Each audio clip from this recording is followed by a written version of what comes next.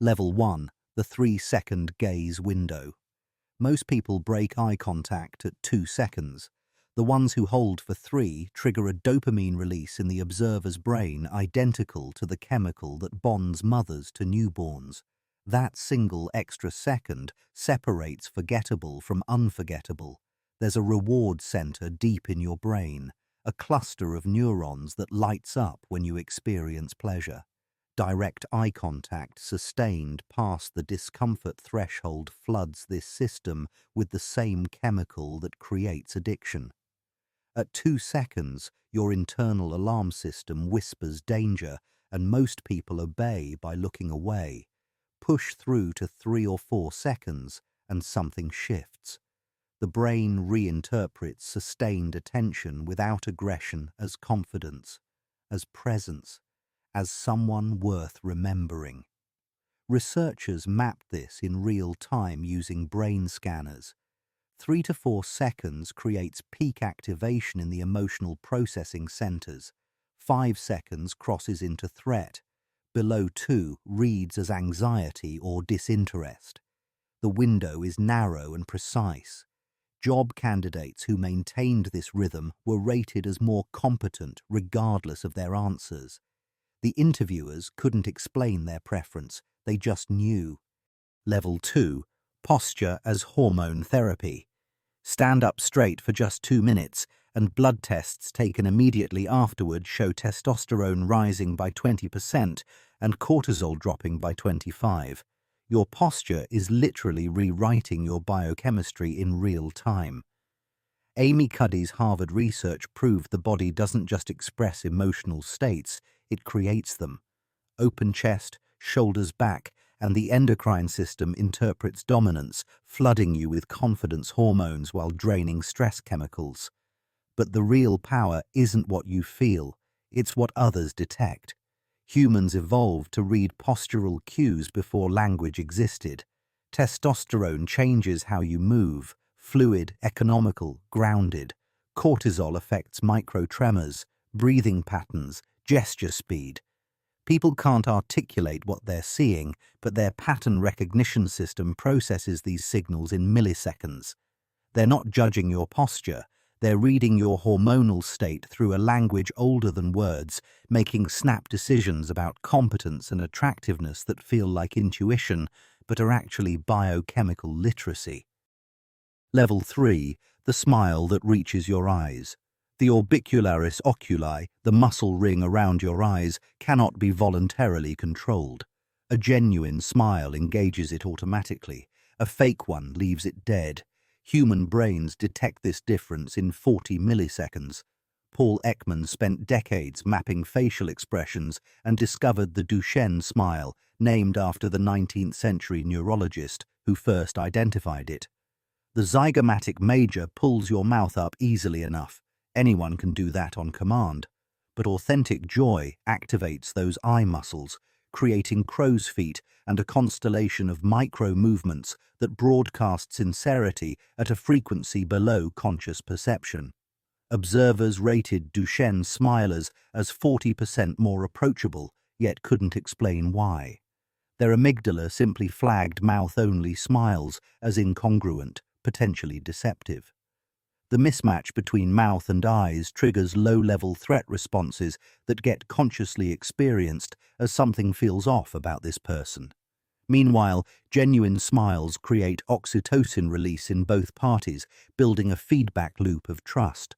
The difference is invisible to the rational mind, but blindingly obvious to the ancient brain. Level 4. Mirror neurons and instant kinship. Cross your legs 2 seconds after someone else crosses theirs. Lean forward when they lean forward. Their mirror neuron system will fire identically to when they performed the action themselves, creating the uncanny feeling that you're like them.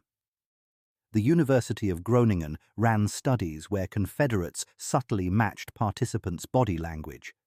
Afterward, those participants rated their partners as more likable and persuasive.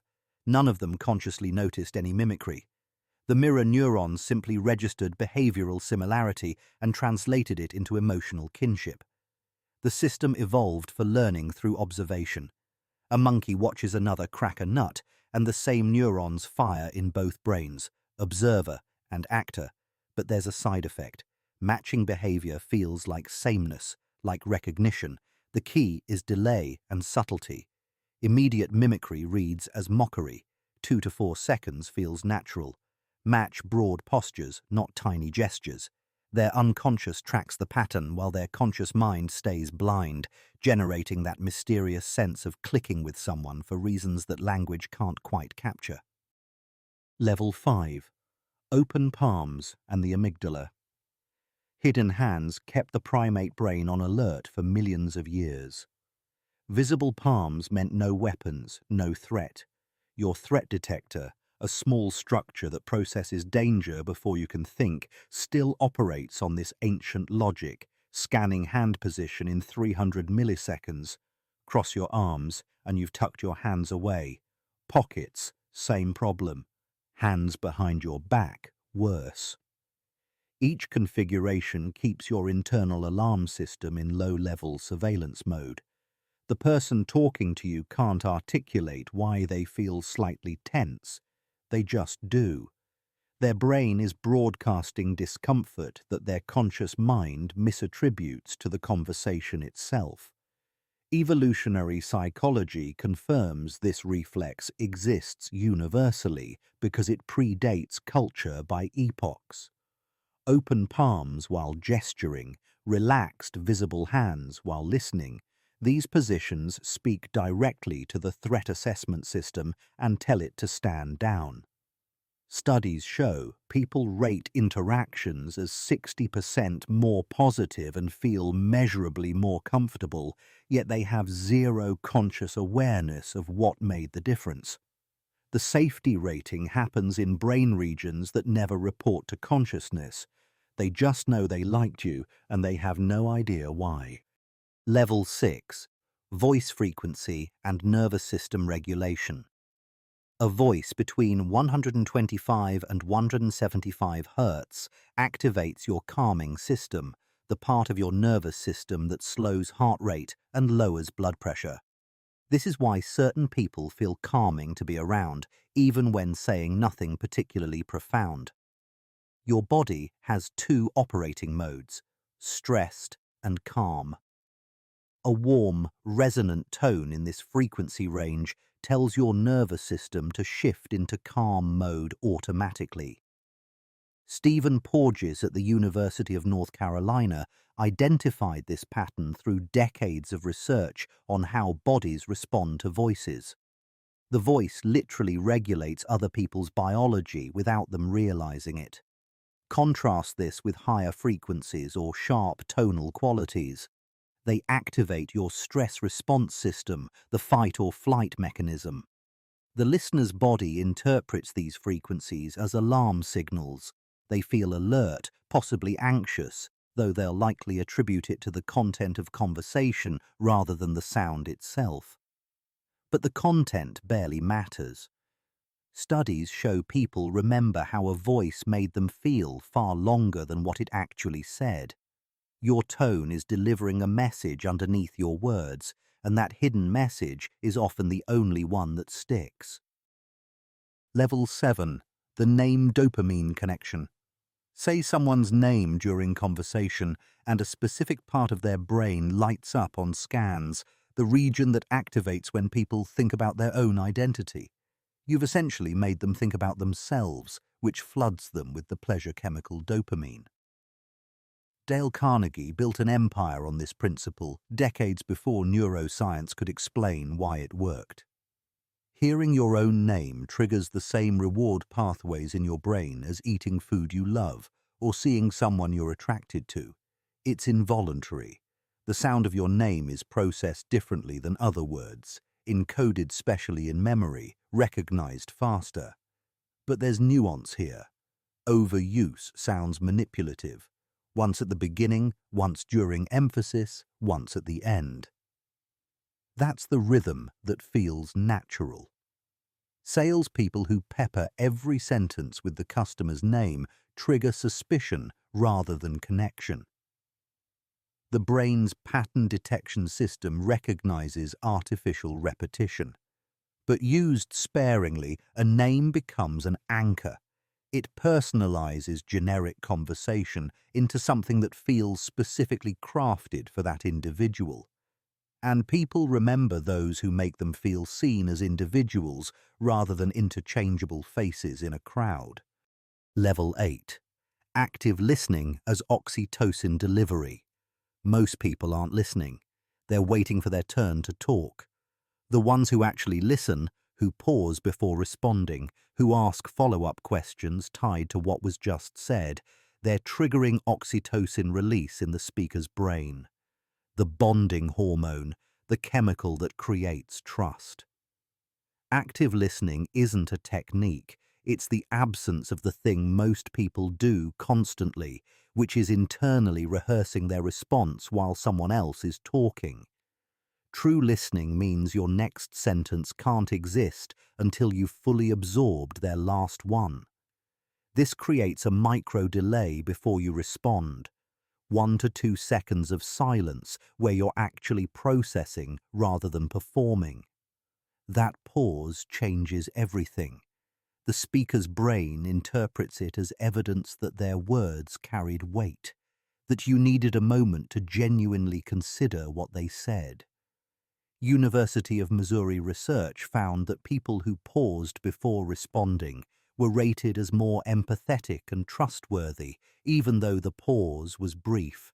The silence communicates respect, and respect, metabolically translated through oxytocin, becomes the foundation for every meaningful connection. Talk less, absorb more. The ROI on listening vastly exceeds the ROI on speaking. Level 9. Strategic touch and trust hormones. A 1-second touch on the forearm during conversation increases compliance with requests by 50%. Handshakes lasting 3 to 4 seconds produce measurably higher trust ratings than shorter ones. Touch is the most neurologically direct form of communication we have. The tactile system processes information faster than vision or hearing. A touch registers in the somatosensory cortex within milliseconds, and if it's perceived as safe and appropriate, it immediately releases oxytocin in both people. This isn't metaphorical. You can measure the hormone spike in saliva samples taken before and after brief, appropriate physical contact. But context is everything. A touch that feels natural in one setting becomes invasive in another. The key is pairing touch with positive moments. A light shoulder touch while laughing at something they said. A handshake held just slightly longer than formal while expressing genuine thanks. A brief arm touch while leaning in to hear them better in a loud environment. The touch should feel like a natural punctuation mark to a moment of connection, not a random insertion. Done right, people don't consciously register that you touched them. They just walk away feeling unusually warm toward you, and if you ask them why, they couldn't tell you. Level 10. Scent and the limbic highway. Smell is the only sense that bypasses the thalamus and goes directly to the limbic system, where emotion and memory form. A scent becomes emotionally encoded before your conscious mind even identifies what you're smelling. This is why fragrance can trigger visceral memories that visuals can't touch. The olfactory bulb has direct neural connections to the amygdala and hippocampus. This anatomical quirk means scent and emotion are neurologically inseparable. Perfume companies have known this for over a century. They're not selling fragrance. They're selling emotional associations that bypass rational evaluation entirely. Choose one signature scent and wear it consistently. Over time, people begin to associate that specific smell with you. The scent becomes a neurological bookmark. They smell it in a department store months later and think of you, not because they're consciously remembering, but because the limbic system is replaying emotional data attached to that molecular signature. This works with natural scent too. Clean skin, specific soap, particular shampoo. The key is consistency and subtlety. Overpowering fragrance triggers the opposite effect. It reads as trying too hard or covering something up. The goal is a whisper, not a shout, something people notice only when they're close, something that lingers just barely after you've left. That's the scent that becomes you in someone else's neural architecture. Level 11. The halo effect of grooming. Well-groomed people are automatically assumed to be more intelligent, more moral, and more competent, even when there's zero logical connection between hair quality and character.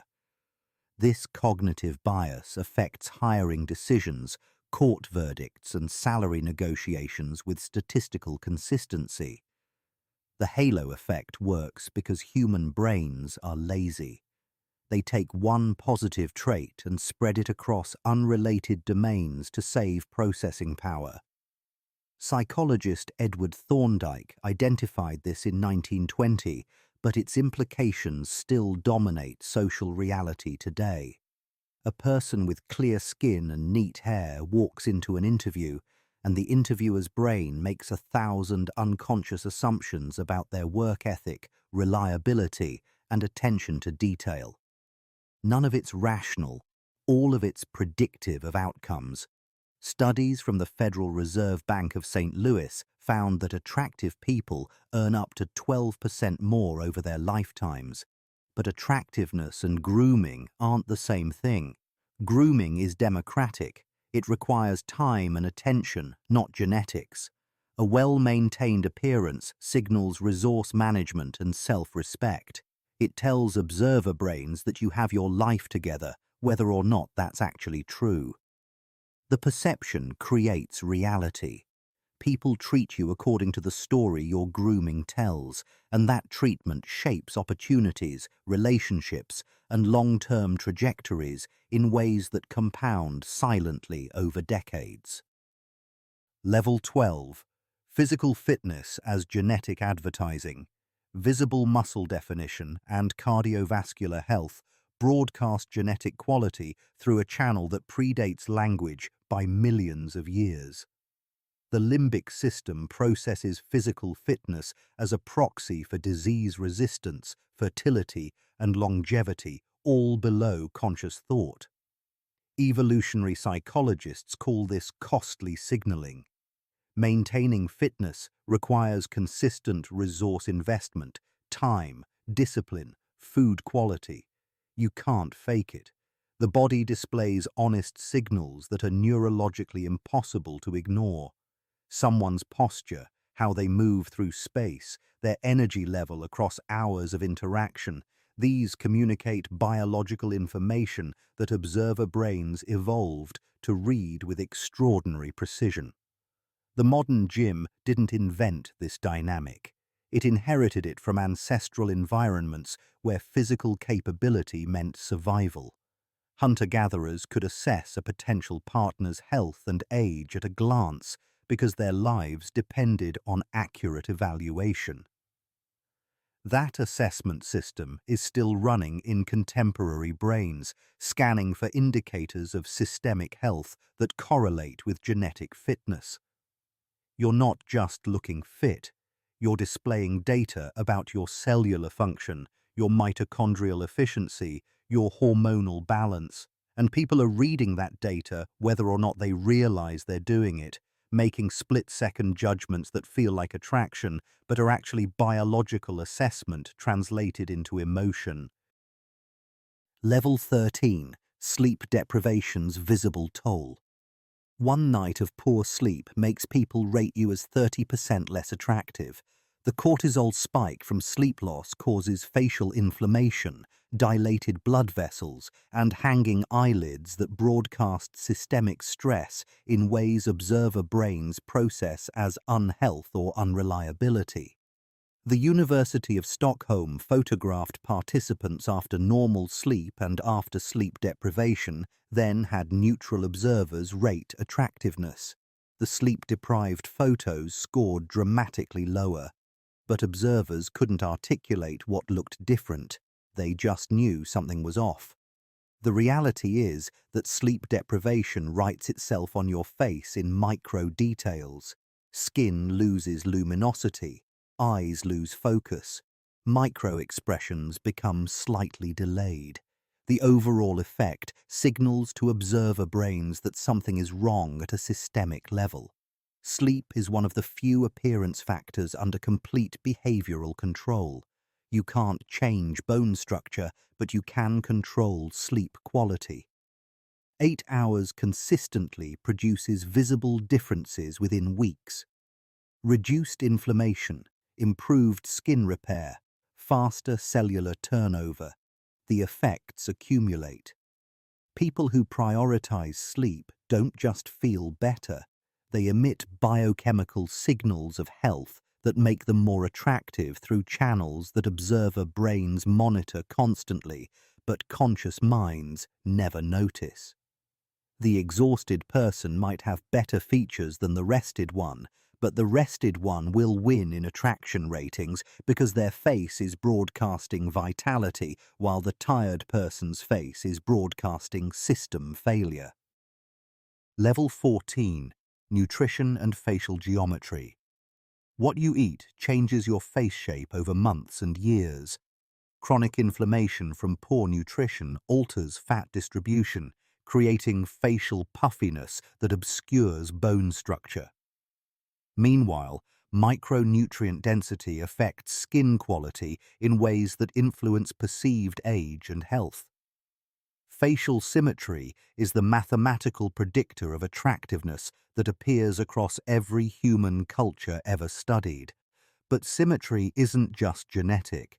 Environmental factors, including nutrition, influence how symmetrically features develop and maintain themselves. Vitamin deficiencies affect collagen production. Blood sugar instability causes glycation, where excess glucose molecules bind to collagen and elastin, creating stiffness and sagging. High sodium intake causes water retention that blurs facial definition. The practical implication is both empowering and unsettling. Bone structure is genetic, but the soft tissue draped over those bones is dynamic. It responds to what you consume. Research from the British Journal of Nutrition found that increased fruit and vegetable consumption produced measurable improvements in skin tone and perceived health within 6 weeks. Observers rated high carotenoid diets as more attractive than suntans. The face is a real-time display of internal biochemistry. People are looking at your features, but their brains are reading your metabolic state. Nutrition becomes visible through channels that have nothing to do with weight, everything to do with the quality of cellular function that shows up in skin, in facial fat patterns, in the microgeometry that determines whether someone's brain flags you as healthy or declining. Level 15. Boundaries as value signals. The harder you are to access, the more valuable you become in observer perception. This isn't about playing games. It's about the scarcity principle embedded in human economic psychology. Anything easily obtained registers as less valuable than something that requires effort or selection. Behavioral economics proves this pattern across every domain. Rare wines, exclusive clubs, selective colleges, they all leverage the same brain mechanism. Limited availability signals high value. The reasoning goes, if this were low quality, it would need to be widely available to find any takers. High quality can afford to be selective. The logic is often backwards, but the psychological response is automatic. Clear personal boundaries communicate that your time and attention are finite resources. Not returning texts immediately, being genuinely unavailable sometimes, saying no to requests that don't align with your priorities. Each boundary reinforces the message that access to you is valuable because it's not infinite. People unconsciously apply economic reasoning to social dynamics. They invest more in relationships that feel like they required some effort to establish and maintain. Zero boundaries signal low value to the pattern-matching systems in observer brains. Firm boundaries signal the opposite. You're not being difficult, you're being honest about the fact that your time has worth, and that honesty triggers the scarcity response that makes people value what they can't easily have. The effect is universal because the underlying psychology is hardwired into how humans assess value in every context. Level 16. Consistency and predictive processing. The human brain is a prediction machine that constantly forecasts what will happen next. People who behave consistently reduce prediction error in observer brains, which the nervous system interprets as safety. This is why reliability feels attractive, even though it sounds boring. Every interaction generates predictions. Will this person follow through? Will their mood shift unpredictably? Will they mean what they say? The anterior cingulate cortex monitors prediction accuracy constantly. Errors create discomfort. Accurate predictions create ease. Someone whose behavior matches their patterns becomes neurologically comfortable to be around. The brain expends less energy managing uncertainty. Inconsistency does the opposite. It keeps threat detection systems partially activated because the brain can't confidently predict what comes next. Even positive inconsistency creates stress. The person who's sometimes incredibly generous and sometimes cold produces more anxiety than someone who's steadily moderate. Brains prefer reliable patterns over surprising ones, even when the surprises are pleasant. This doesn't mean being robotic. It means your core patterns, how you treat people, whether you honor commitments, your emotional baseline, stay recognizable across contexts. That predictability lets others relax around you, and relaxation is the soil where attraction grows. Level 17. The vulnerability paradox. Admitting a mistake within seconds of making it increases perceived competence by 25%. The explanation seems backwards until you understand that only confident people can afford to acknowledge imperfection immediately. Most people defend, justify, or deflect when they're wrong. The ego protection reflex is powerful and universal, so witnessing someone bypass that reflex entirely signals something important to observer brains. This person isn't fragile. They're not protecting a weak self-image. They can absorb the social cost of being wrong because their self-worth isn't dependent on appearing perfect. Brené Brown's research at the University of Houston found that appropriate vulnerability is the fastest path to trust. But there's a critical threshold. Too much vulnerability feels like burden sharing or attention seeking. Too little feels like emotional unavailability. The sweet spot is owning your mistakes quickly and then moving forward without dwelling. No long apologies, no self-flagellation, just acknowledgement and correction. That pattern broadcasts secure attachment and emotional maturity. People feel safer around those who can admit fault because it signals the relationship can survive conflict. Perfection is brittle. Acknowledged imperfection is flexible, and flexibility is what relationships actually need to function. Level 18. Curiosity as dopamine trigger. Questions activate the brain's reward system more powerfully than statements. The act of searching for an answer releases dopamine even before the answer is found. This is why good conversationalists ask more than they tell. The nucleus accumbens, a key structure in the reward pathway, lights up during curiosity states. It's the same region that activates during hunger, sexual attraction, and drug cravings. A well-crafted question creates a micro-drive state. The listener's brain wants resolution, and the process of providing that answer becomes pleasurable. But generic questions do nothing. The magic is in specificity. Instead of "How was your day?" try "What was the most unexpected thing that happened today?" The brain has to search harder, engage more deeply, and the dopamine release is proportionally larger.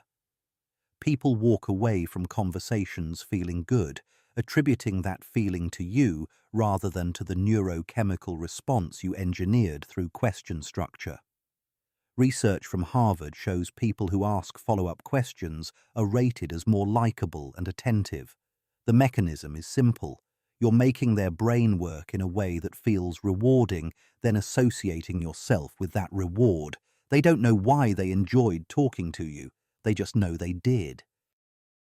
Level 19. Enthusiasm's neural synchronization.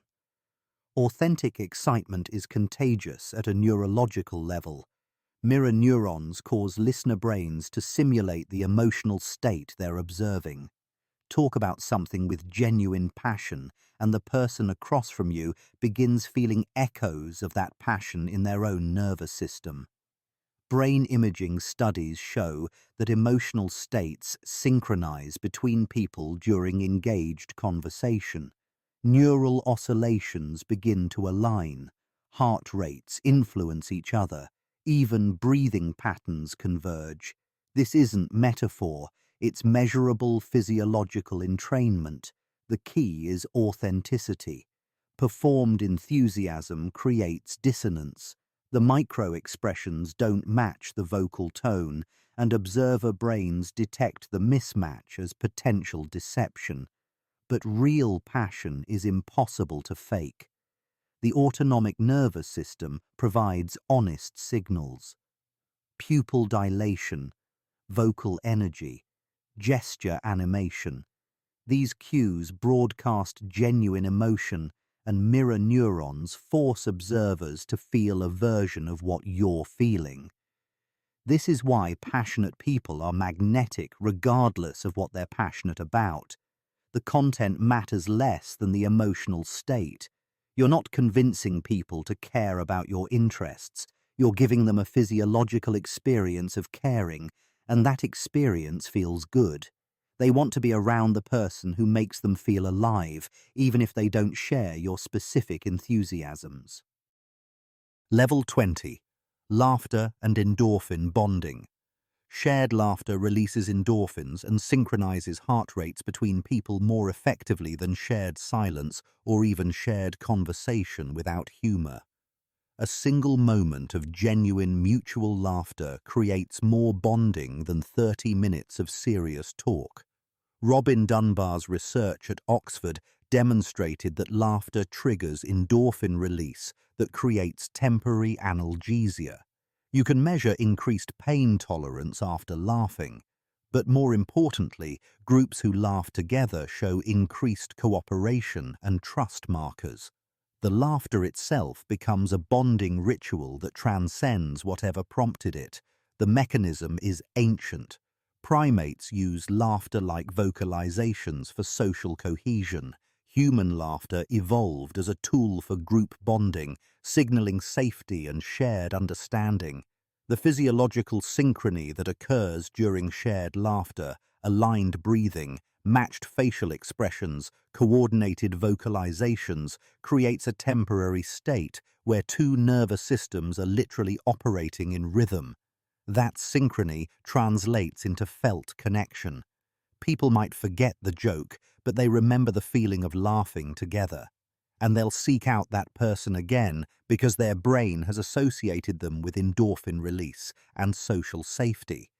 Humor isn't about being funny. It's about creating shared physiological states that bond people below the level of conscious choice. Level 21. The power of strategic pausing. Insert a 2-second silence before responding to a question, and your words will carry 40% more perceived weight. The pause signals that you're thinking rather than reacting, which observer brains interpret as depth and competence. Most conversation runs on autopilot. Someone speaks, you respond immediately, the rhythm continues unbroken, but that rhythm creates the impression of surface-level exchange. Nothing is being carefully considered, it's just social reflex, verbal ping-pong, where speed matters more than substance. Break that rhythm once or twice in a conversation and everything shifts. The silence before your response becomes a frame. It tells the listener that what they said was substantial enough to require actual thought.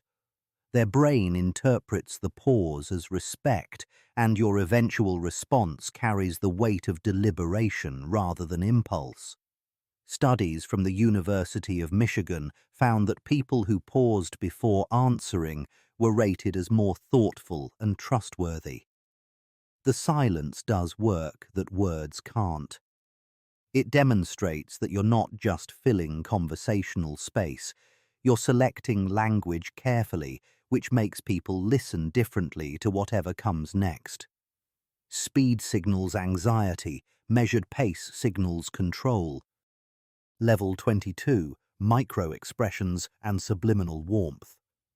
A quarter-second flash of genuine warmth in your face, a slight eyebrow raise, and a brief softening around the mouth creates positive associations that observers can't consciously identify. Their amygdala registers the warmth before their cortex processes what caused it. Paul Ekman's facial action coding system mapped every muscle movement in human faces. He found that certain expressions appear for just fractions of a second before people consciously control them. These micro-expressions leak authentic emotion before the social mask locks into place. You can use this deliberately. Let genuine positive reactions show briefly before composing your face. The flash of real feeling gets processed by observer brains as authenticity, even if they never consciously noticed it. Their emotional detection systems are faster than their rational ones. The warmth registers first, then gets confirmed by whatever controlled expression follows.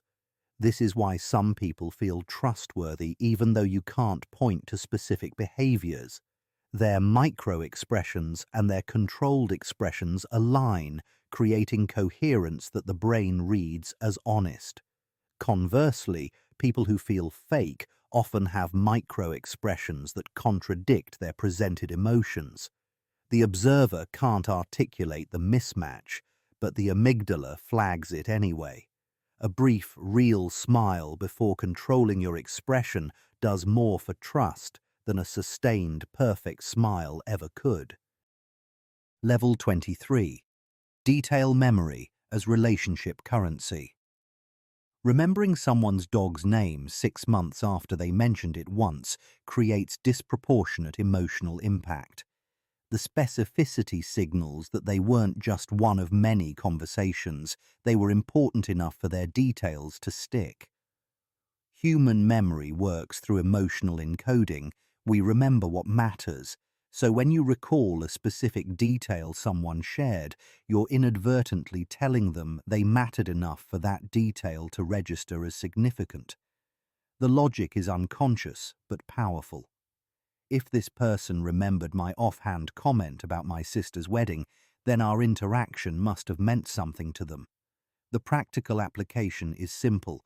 Take 10 seconds after a meaningful conversation to mentally catalogue 2 or 3 specific details: the project they mentioned, the trip they're planning, the hobby they lit up talking about. Reference one of these details when you see them next, and watch their face shift. The recognition that you actually listened, actually remembered, creates a bond that formal politeness never touches. Research from the University of Texas found that people rate relationships as closer and more meaningful when partners demonstrate specific recall. It's not about having a perfect memory, it's about showing that someone occupied enough mental space for details to matter.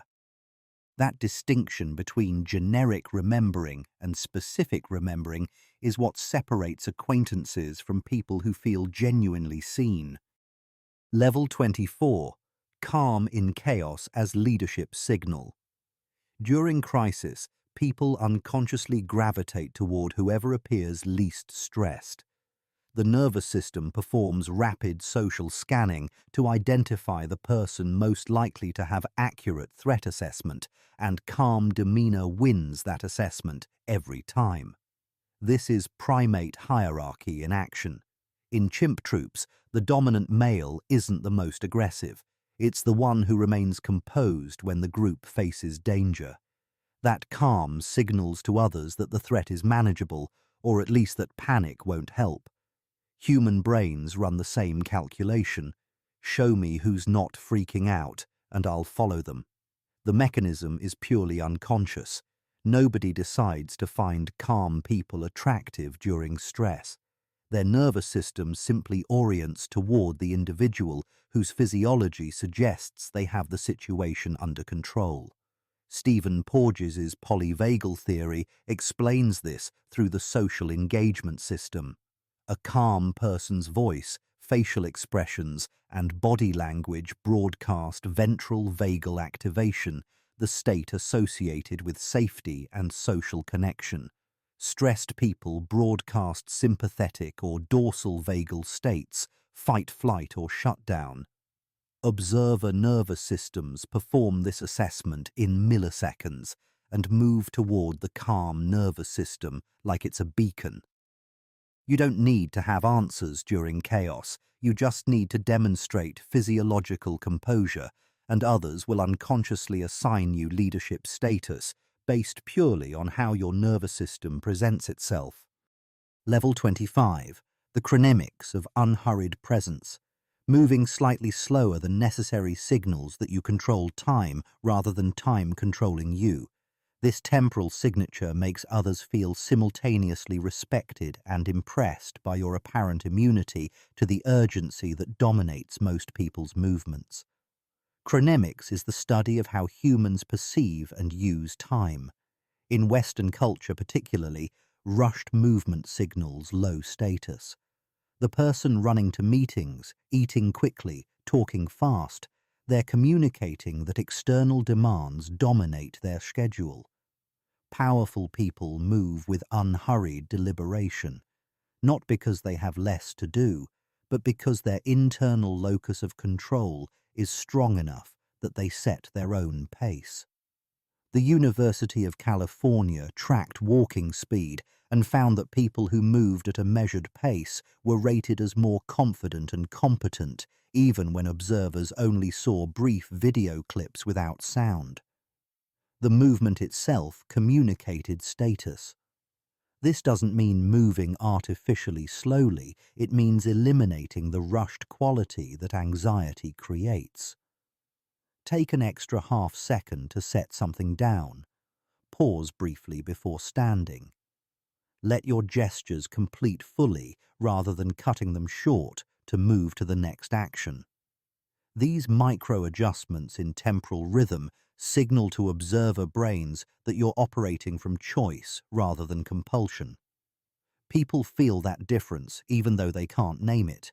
They experience being around you as less pressured, which makes the interaction itself feel valuable rather than transactional. Time moves differently in your presence, and that's the signature of someone who controls their own reality rather than being controlled by it. Level 26. Hydration and cognitive sharpness. Dehydration of just 2% impairs working memory, attention, and processing speed in ways that make you seem mentally slower or less engaged. People read this cognitive fog as disinterest or low intelligence without realizing they're watching mild dehydration in action. The brain is 73% water. When hydration drops, neural transmission efficiency decreases measurably. Blood volume reduces, Oxygen delivery to the brain declines and cognitive performance slides. Studies from the University of Connecticut found that even mild dehydration produced noticeable deficits in concentration and mood in participants who didn't report feeling thirsty. But here's what matters for attraction. People don't see your hydration status. They see whether you're tracking conversation, whether your responses are sharp or sluggish, whether you seem present or slightly elsewhere. Dehydration makes you blink more, creates minor postural slumping, and produces micro delays in verbal responses. These tiny signals accumulate into an impression. Meanwhile, proper hydration shows up as bright eyes, quick verbal processing, and sustained attention. The person who drinks water consistently throughout the day isn't just healthier. They're broadcasting cognitive vitality that makes every interaction feel more engaged and worthwhile. Level 27, Compliment specificity and memory. Generic praise dissolves instantly. Specific observations become emotional landmarks that people remember for years. The difference is whether you noticed something genuinely unique or recited a social script everyone else uses. The brain's memory consolidation system prioritizes novelty and personal relevance. A compliment like, "You look nice," triggers neither. It's been heard 1,000 times and contains zero specific information. But the way you explained that concept made it finally click after I'd been confused for weeks, creates multiple memory hooks. It references a specific moment, acknowledges struggle, and credits their particular explanation style. Research from Stanford shows that people recall specific compliments with remarkable accuracy months later, while generic ones vanish within hours. The mechanism is emotional encoding. Specific compliments prove observation, which proves attention, which proves the person mattered enough to notice details. That chain of logic happens unconsciously but powerfully. The compliment becomes evidence of being seen, and being seen is a core human need that most interactions fail to satisfy. Make your compliments so specific they couldn't apply to anyone else, and watch them turn into relationship anchors that last far longer than the moment they were spoken. Level 28. Conversational turn-taking balance. Maintain a 43 to 57 ratio in conversation, you speaking 43% of the time, them speaking 57%. People who speak slightly less than half are consistently rated as better conversationalists and more attractive conversation partners.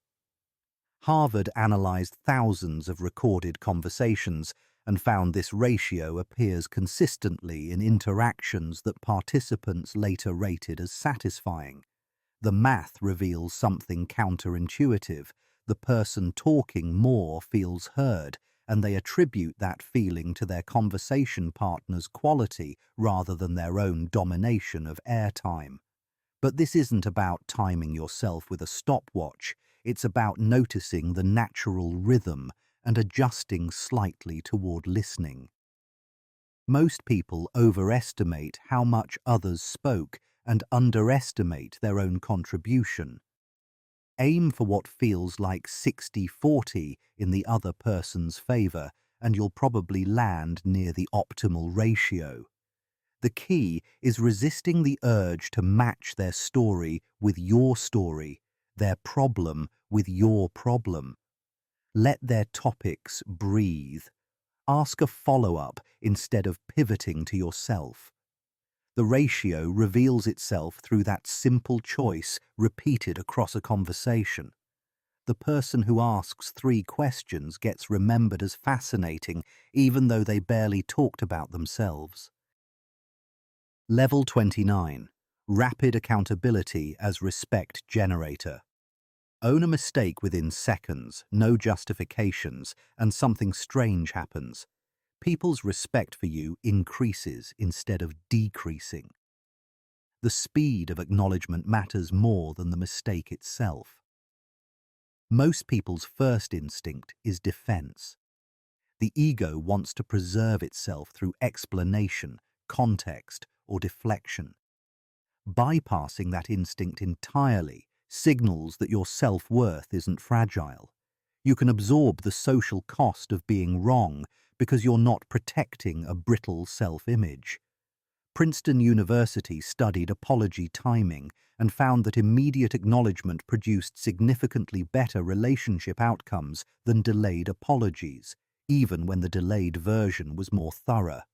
The delay itself becomes evidence of reluctance, but immediate ownership transforms the mistake into a demonstration of character. The error becomes almost secondary to the speed and cleanness of accountability. No excuses, no context building, just, "You're right, I messed that up," followed by correction. That pattern says something about emotional security that words can't convey. The person who can admit fault instantly demonstrates they don't need to be right to feel okay. That confidence creates safety that makes others want to stay close even when things go wrong. Level 30, cultural fluency as intelligence signal. Understanding references across different cultural contexts, knowing the history behind current events, catching allusions others miss. These moments broadcast intellectual range without requiring you to announce it. The knowledge reveals itself through natural conversation. Cognitive psychologist Howard Gardner identified multiple intelligences, but cultural intelligence might be the most socially valuable. It's the ability to navigate different knowledge systems, to find common ground across diverse perspectives, to serve as a bridge between different ways of seeing the world. When you catch a historical reference and build on it naturally, or recognize a cultural context someone mentions and engage with it meaningfully, you've just demonstrated breadth that makes you valuable in social networks. People collect individuals who expand their world rather than mirror it back. The University of Toronto found that cultural fluency is one of the strongest predictors of social integration and professional advancement across diverse environments. You become the person who can talk to anyone because your knowledge base has enough range to find intersection points with nearly any background. That curiosity, over time, builds a knowledge architecture that makes you magnetic in mixed company because you're the one who helps others understand each other. You translate between worlds, and that translating ability becomes its own form of social power. Level 31. The helper's high phenomenon. Helping someone activates your brain's reward circuitry more powerfully than receiving help yourself. The oxytocin and endorphin release creates a natural high that changes your emotional baseline, and people are drawn to that elevated state without knowing why. Research from Emory University showed that altruistic behavior lights up the same neural regions as food and sex. The ventral striatum, nucleus accumbens, and septal area all activate during acts of generosity. But here's the twist. This isn't about martyrdom or self-sacrifice. It's neurologically selfish. You help others because it makes you feel good, and that good feeling radiates outward as genuine warmth. People can sense the difference between someone who helps from obligation and someone who helps because they're getting a biochemical reward from it. The latter is energized, present, engaged. Their helpfulness doesn't deplete them, it refuels them, and observer brains pick up on that energy as something desirable to be near. You're not just a kind person, you're someone whose presence feels elevated and elevating, and that quality draws people magnetically toward repeated interaction. The paradox of helping is that it's one of the most reliable ways to make yourself more attractive by focusing entirely on someone else's needs. Level 32. Color psychology in wardrobe. Blue clothing increases perceived trustworthiness by 12% in professional contexts. Red increases perceived dominance and attractiveness in social contexts. These aren't cultural preferences. They're hardwired responses that the visual cortex processes before conscious thought. Evolutionary psychologists trace red's effect to primate biology. Red signals fertility and health through increased blood flow. Blue's trustworthiness likely stems from its association with clear skies and clean water, environmental cues of safety. Modern brains still run these ancient programs. A study from the University of British Columbia tracked hiring decisions and found that candidates wearing blue to interviews received more favorable evaluations, even when interviewers were reviewing identical resumes. The color created a trust halo. Meanwhile, research on attraction showed that people wearing red in social settings were approached more frequently and rated as more desirable. The effect held across genders. Your clothing color is sending a signal to the visual processing systems of everyone you encounter, and those systems are making judgments about your intentions, status, and desirability before the observer's conscious mind formulates a single thought. Black signals formality and power. White suggests cleanliness and simplicity. Green reads as balance. Your wardrobe isn't just covering you. It's communicating through a visual language that human brains have been reading for hundreds of thousands of years. Level 33. Environmental organization as executive function. A clean car, an organized workspace. These aren't just aesthetic preferences. They're visible proof of executive function, the cognitive capacity to plan, organize, and execute complex behaviors.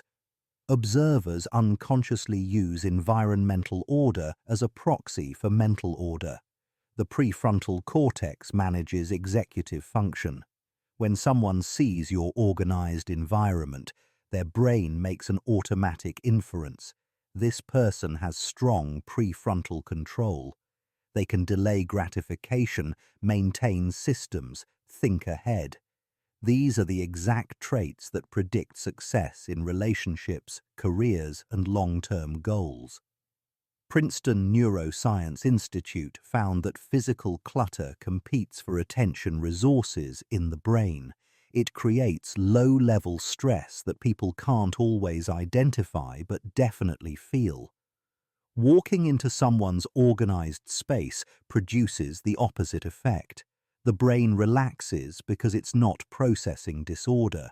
That relaxation gets attributed to the person, not the space. They seem calming to be around when really their environment is doing the psychological work. The organization signals reliability. If they maintain their surroundings this well, the unconscious reasoning goes, they'll probably maintain commitments and relationships with similar care. You're being judged by the order of your visible environment, whether you like it or not, and that judgment creates assumptions about your internal cognitive architecture that follow you into every interaction. Level 34. Punctuality as cortisol management.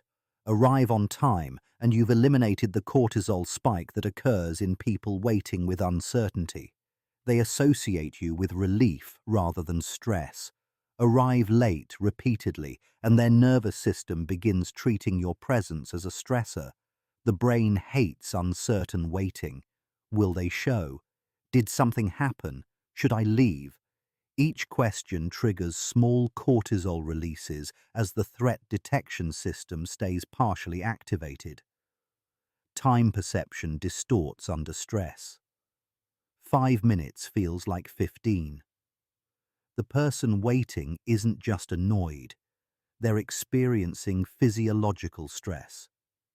Research has found that people who were kept waiting showed measurable increases in cortisol and reported feeling less positively toward the person they were meeting, even after the person arrived and the interaction proceeded normally. The stress of waiting poisoned the well. But punctual people create the opposite association. Their arrival brings relief, resolution, validation that the wait meant something. Over time, this pattern builds a reputation in the nervous systems of everyone you interact with. Your presence predicts stress relief rather than stress creation. That might sound minor, but relationship psychology shows that stress associations are powerful and persistent. People avoid what stresses them and approach what soothes them, often without conscious awareness of why. Punctuality isn't about respecting time, it's about managing the biochemical state of everyone waiting for you.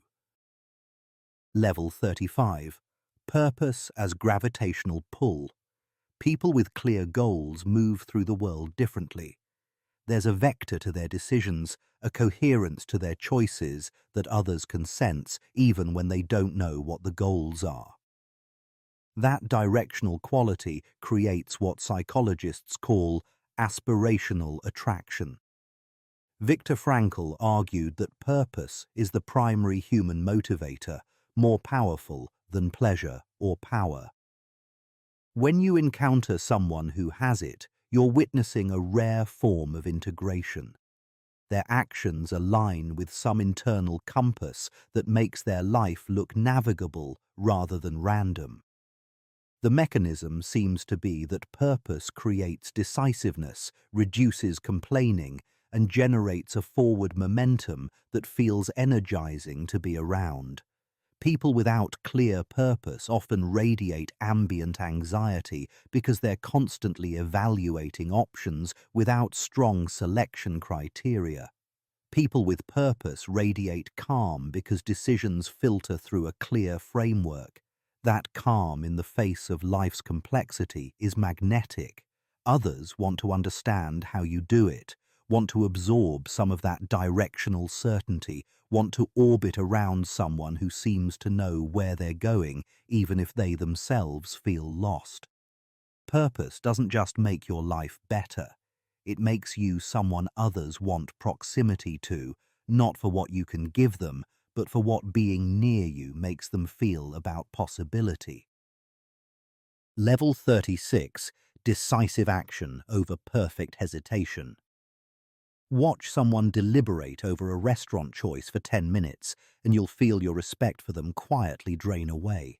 Make the same choice in 10 seconds, even if the restaurant turns out mediocre, and you'll be remembered as confident. The decision itself matters less than the speed at which you made it. Groups unconsciously elect leaders based on who resolves uncertainty fastest. Researchers observing leaderless teams found the person who made the first clear decision, regardless of whether it was optimal, became the de facto authority. The group needed direction more than perfection. Indecision creates a psychological vacuum that feels uncomfortable, almost physical in its pressure. There's a 3-second rule operating in social dynamics. Pause longer than that before deciding, and anxiety begins spreading to everyone watching. Choose within 3 seconds, and relief washes through the group, even if privately some disagree with your choice. Nobody's evaluating accuracy in that moment. They're evaluating whether you can shoulder the weight of commitment. Most can't. The ones who can become magnetic by default. Level 37. Visible learning as adaptability signal. A 40-year-old who casually mentions they're learning Portuguese isn't just picking up a language. They're broadcasting something rarer, proof they haven't calcified, that they're still becoming rather than being. Carol Dweck spent decades documenting how growth mindset predicts success, but the social implications run deeper than achievement. People unconsciously place bets on who will still be relevant in 5 years. The person learning is a safe bet. The person who finished learning is a declining asset, even if they're currently more skilled. This shows up in unexpected places. Hiring managers favor candidates who mention recent learning over those who rest on credentials. Dating profiles that include new hobbies get more engagement than those listing established expertise. The signal isn't about the specific skill, it's about capacity for change. Life demands adaptation, partners evolve, industries shift. Someone still learning telegraphs they won't be stranded when circumstances change. That flexibility is attractive, not because it's impressive, but because it's survivable.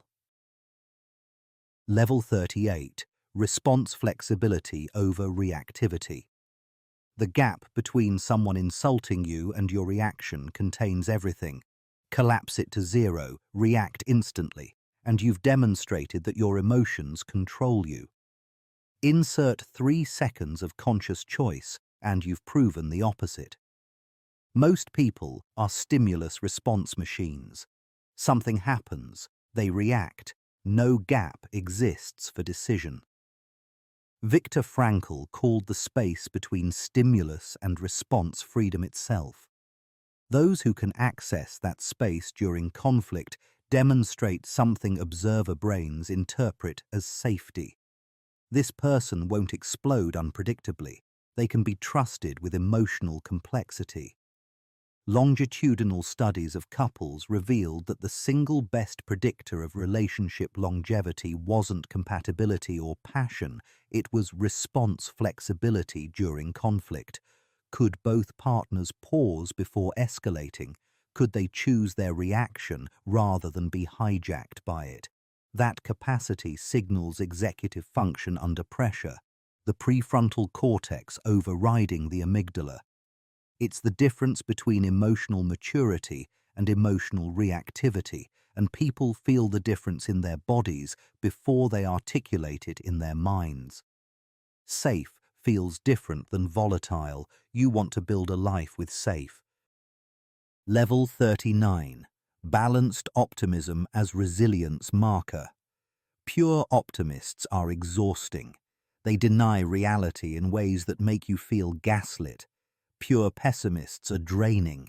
They catastrophize until being near them feels like drowning.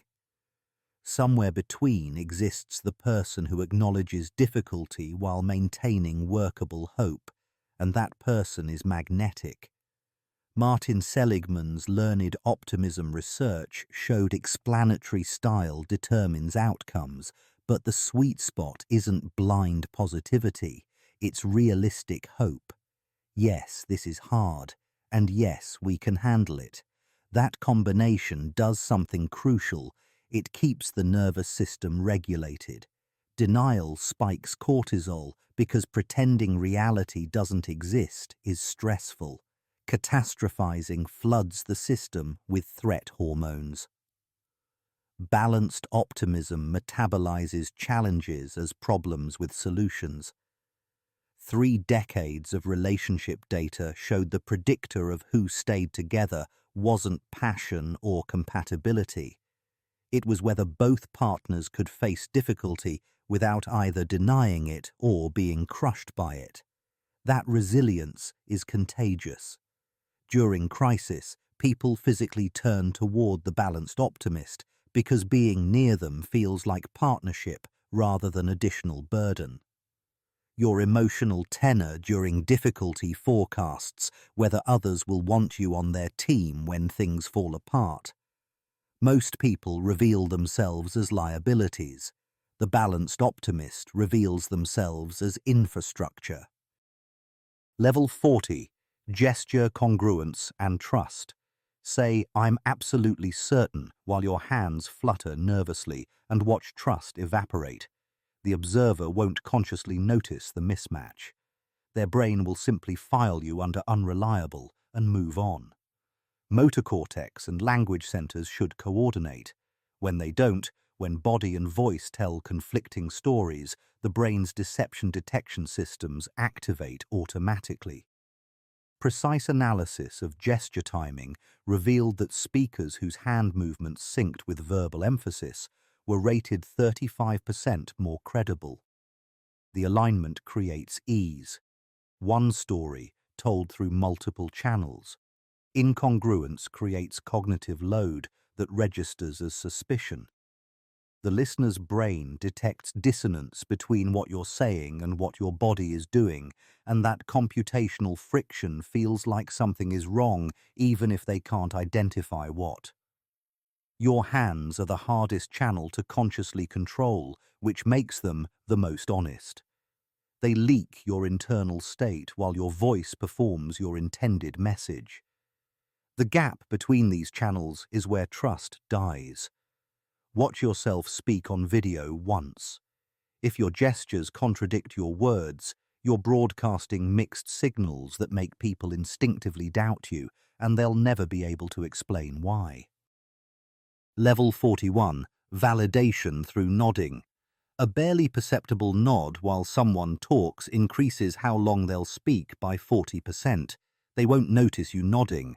They'll just feel an inexplicable comfort that makes them want to share more. The mechanism is pure feedback loop. Their brain registers your nod as confirmation that what they're saying matters, which releases a small hit of dopamine, which encourages more speech. You've accidentally conditioned them to associate talking to you with neurochemical reward. This isn't manipulation, it's just how human communication evolved. We needed ways to signal engagement without interrupting. But here's where it gets interesting. People who nod more during conversations are remembered as better listeners, even when they spoke just as much as non-nodders. The nod creates the illusion of listening because it provides the feedback loop that listening should provide. The speaker feels heard, which is often more important than whether you actually absorbed every word. They walk away thinking you're exceptionally attentive, when really you just triggered their dopamine system at the right intervals.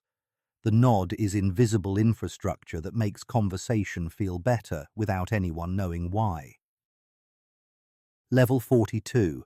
Playfulness as tension transformer.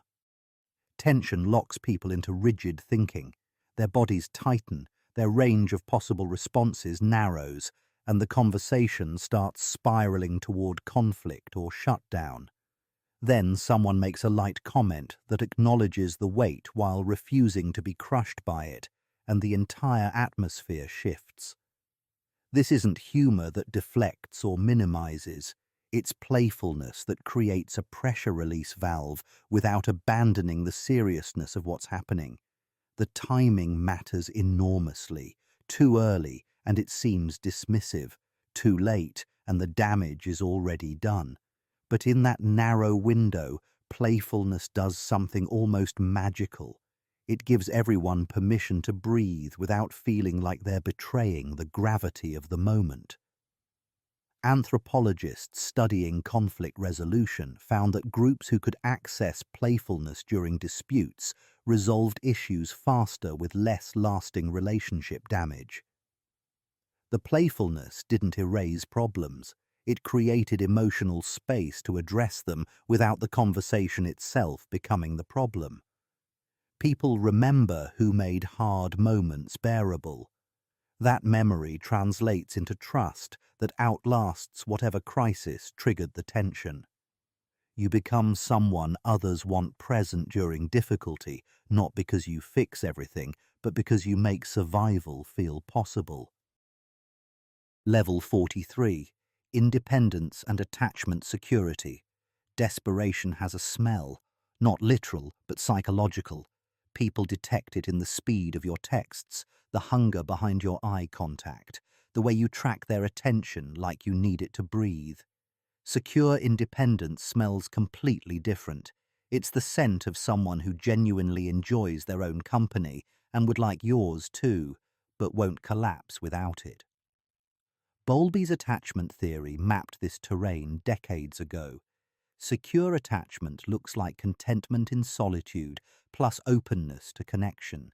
No desperate clinging, no avoidant distancing, just comfortable existence in the middle space where connection is desired but not required for stability.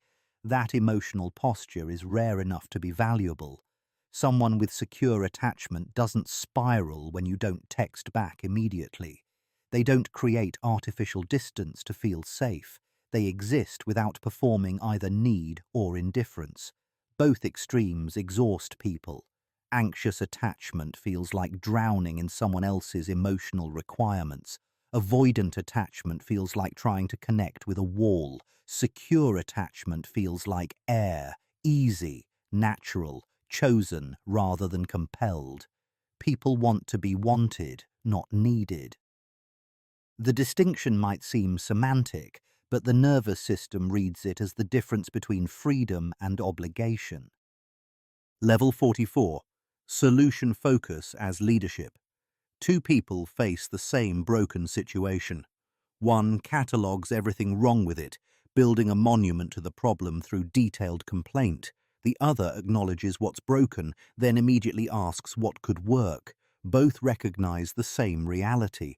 Only one makes people want to stay in the conversation. Solution-focused therapy built entire treatment models on this principle. Problems live in the past. Solutions live in the future. Where you orient your attention determines whether you're a resource or a drain. The brain can't simultaneously focus on problem space and solution space. You're in one or the other, and people feel the difference in their bodies. The military trains this explicitly. Yes, the situation is bad. What's the next move? That orientation keeps the prefrontal cortex engaged instead of letting the amygdala hijack everything. Being around problem-focused people creates a sinking feeling in the chest, a heaviness that makes you want to escape. Being around solution-focused people creates forward momentum that feels energizing, like the situation just became less paralyzing. Nobody's consciously thinking about who's solution-focused versus problem-focused. They just notice who they want to talk to during crisis and who they avoid. That pattern, repeated over years, becomes reputation. Become infrastructure that helps people think clearly during difficulty, and influence follows automatically. Level 45. Agency language and perceived power. The phrase, "I have to go to this meeting," contains a confession of powerlessness. The phrase, "I'm attending this meeting," describes identical behavior, but broadcasts autonomy. Every sentence you speak is either revealing control or revealing its absence. Linguistic research shows language shapes thought, which shapes perception, which shapes how others treat you. Have to implies external control. Choosing to implies internal locus. The difference seems trivial until you realize brains are scanning constantly for power dynamics. Who's the cause and who's the effect? Who moves through life subject to circumstances and who shapes circumstances? Track someone's speech for 5 minutes. Count victim language. I have to, I can't, they made me, I should. Then count agent language. I'm choosing, I decided, I'm prioritizing, I want. The ratio tells you whether this person experiences life as something happening to them or something they're authoring. The shift isn't about arrogance, it's about accuracy. You do have choices even when they're constrained. Framing them as choices rather than obligations changes how your brain processes them and how others perceive your relationship to power. Change the language for 2 weeks. Notice how differently people respond when you frame identical actions through agency. The behavior doesn't change, the signal does. Level 46. Self-compassion's external signal. The most attractive thing about someone who just failed isn't how they spin the failure into a lesson. It's whether they treat themselves like a friend or an enemy in the immediate aftermath. Most people become their own worst critics the moment something goes wrong.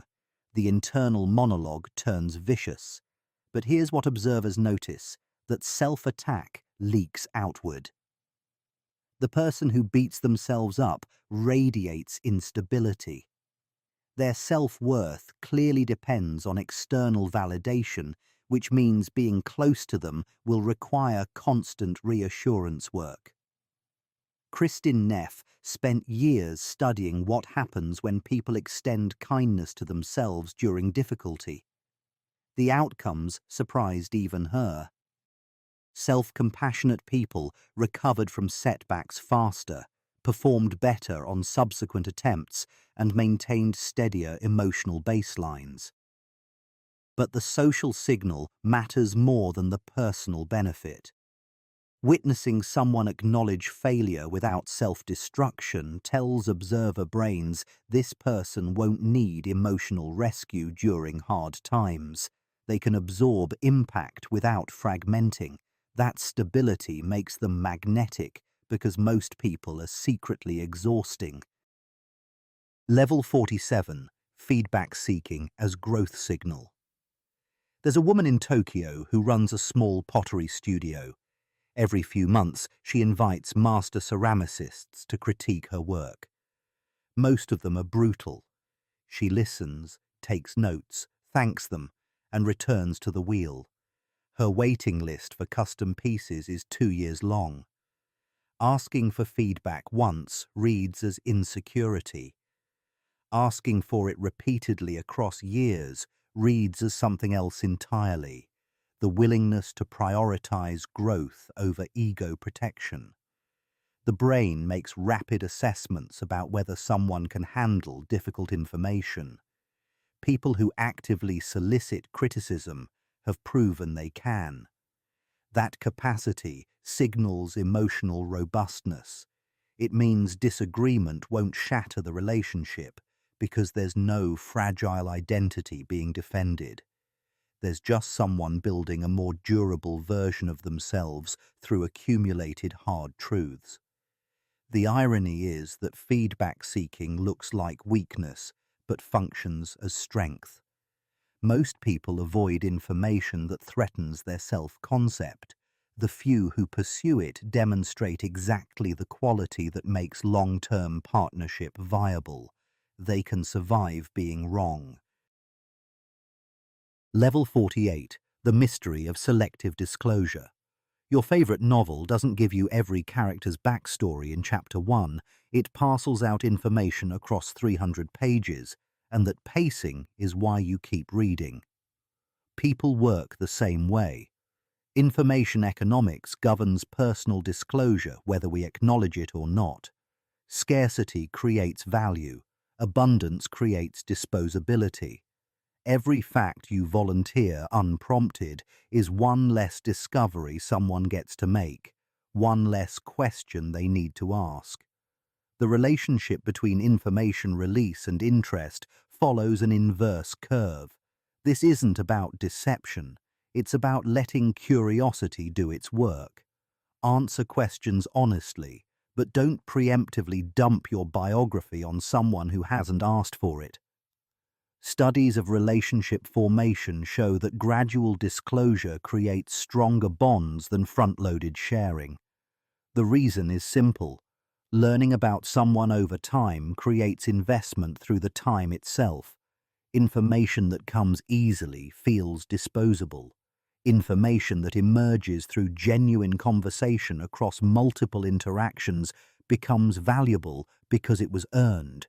You're not withholding. You're allowing natural curiosity to build the connection instead of short-circuiting the process with efficiency. Level 49. Handwriting and perceived thoughtfulness. A birthday card arrives. You open it. The message inside is handwritten. Your estimation of the sender increases immediately, even though rationally you know they could have typed the same words in 30 seconds. The medium is doing more work than the message. Handwriting requires physical commitment, no backspace key, no autocorrect. Each word demands deliberate intention because editing is costly. The recipient's brain performs an automatic calculation. This person valued me enough to engage in an inefficient process when faster options existed. Research on customer loyalty found that handwritten thank you notes increased retention rates far more than email equivalents containing identical content. The inefficiency was the point. In a culture optimized for speed, choosing the slow option broadcasts that this relationship deserves more than convenience. The note becomes a physical object that occupies space, that can't be deleted, that proves someone was thinking about you during the minutes it took to write. Digital communication feels weightless. Handwritten communication feels like it costs something. That cost translates directly into perceived value. Level 50. Selective speech and perceived weight. Notice how the quietest person in the meeting becomes the focus when they finally speak. Everyone turns. Everyone listens. The person who's been talking for 20 minutes can't command that attention because their words have become sonic wallpaper. Status and speech volume have an inverse relationship that most people get backwards. Low-status individuals talk more, establishing presence through sheer quantity. High-status individuals speak less because their scarcity makes each contribution feel significant. Modern brains still process this ancient dynamic without conscious awareness.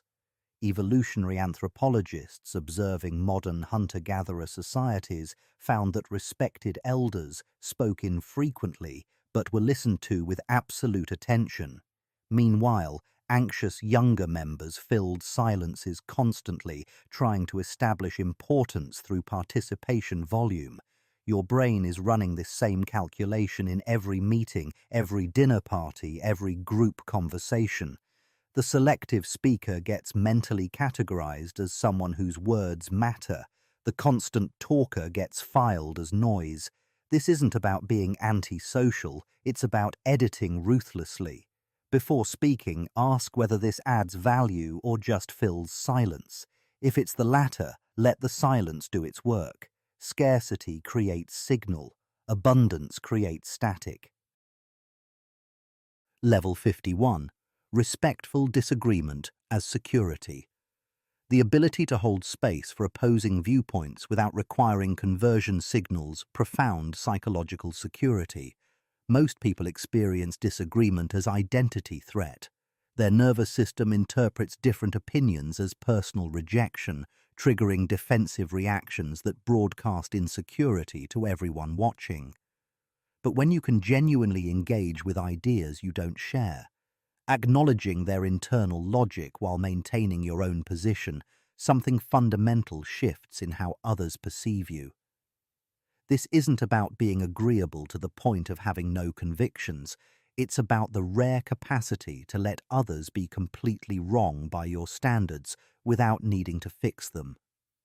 Research in conversational dynamics shows that people who can disagree without escalating are rated as more intelligent, more emotionally stable, and more trustworthy across multiple studies. The mechanism is straightforward. If you don't need others to think like you to feel secure, you must already be secure. That security reads as strength. You become safe to be around because people know they won't be punished for thinking differently. They can bring their full selves into conversation without fear of judgment or conversion attempts. This creates psychological safety that makes every interaction with you feel less exhausting than interactions with people who need ideological agreement to remain calm. The person who can say, "I see why you think that, and I think something completely different," without tension, becomes magnetic in a world where most disagreements escalate into tribal warfare. Level 52. Internal-external alignment. Congruence between internal state and external presentation creates a coherence that others detect without conscious awareness. When your facial expressions match your actual emotions, when your words align with your beliefs, when your body language reflects your genuine comfort or discomfort, you transmit an authenticity signal that bypasses rational evaluation entirely. The absence of pretense is rare enough in social interaction to be magnetic.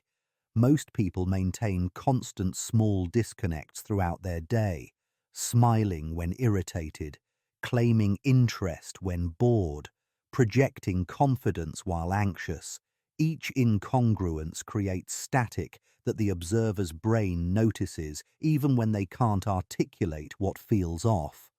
Your nervous system is exquisitely tuned to detect mismatches between verbal and nonverbal communication because survival once depended on knowing whether someone was truly friendly or merely performing friendliness. But alignment eliminates that static. You become legible in a way that creates trust without effort. People don't have to work to decode you because you're not sending mixed signals.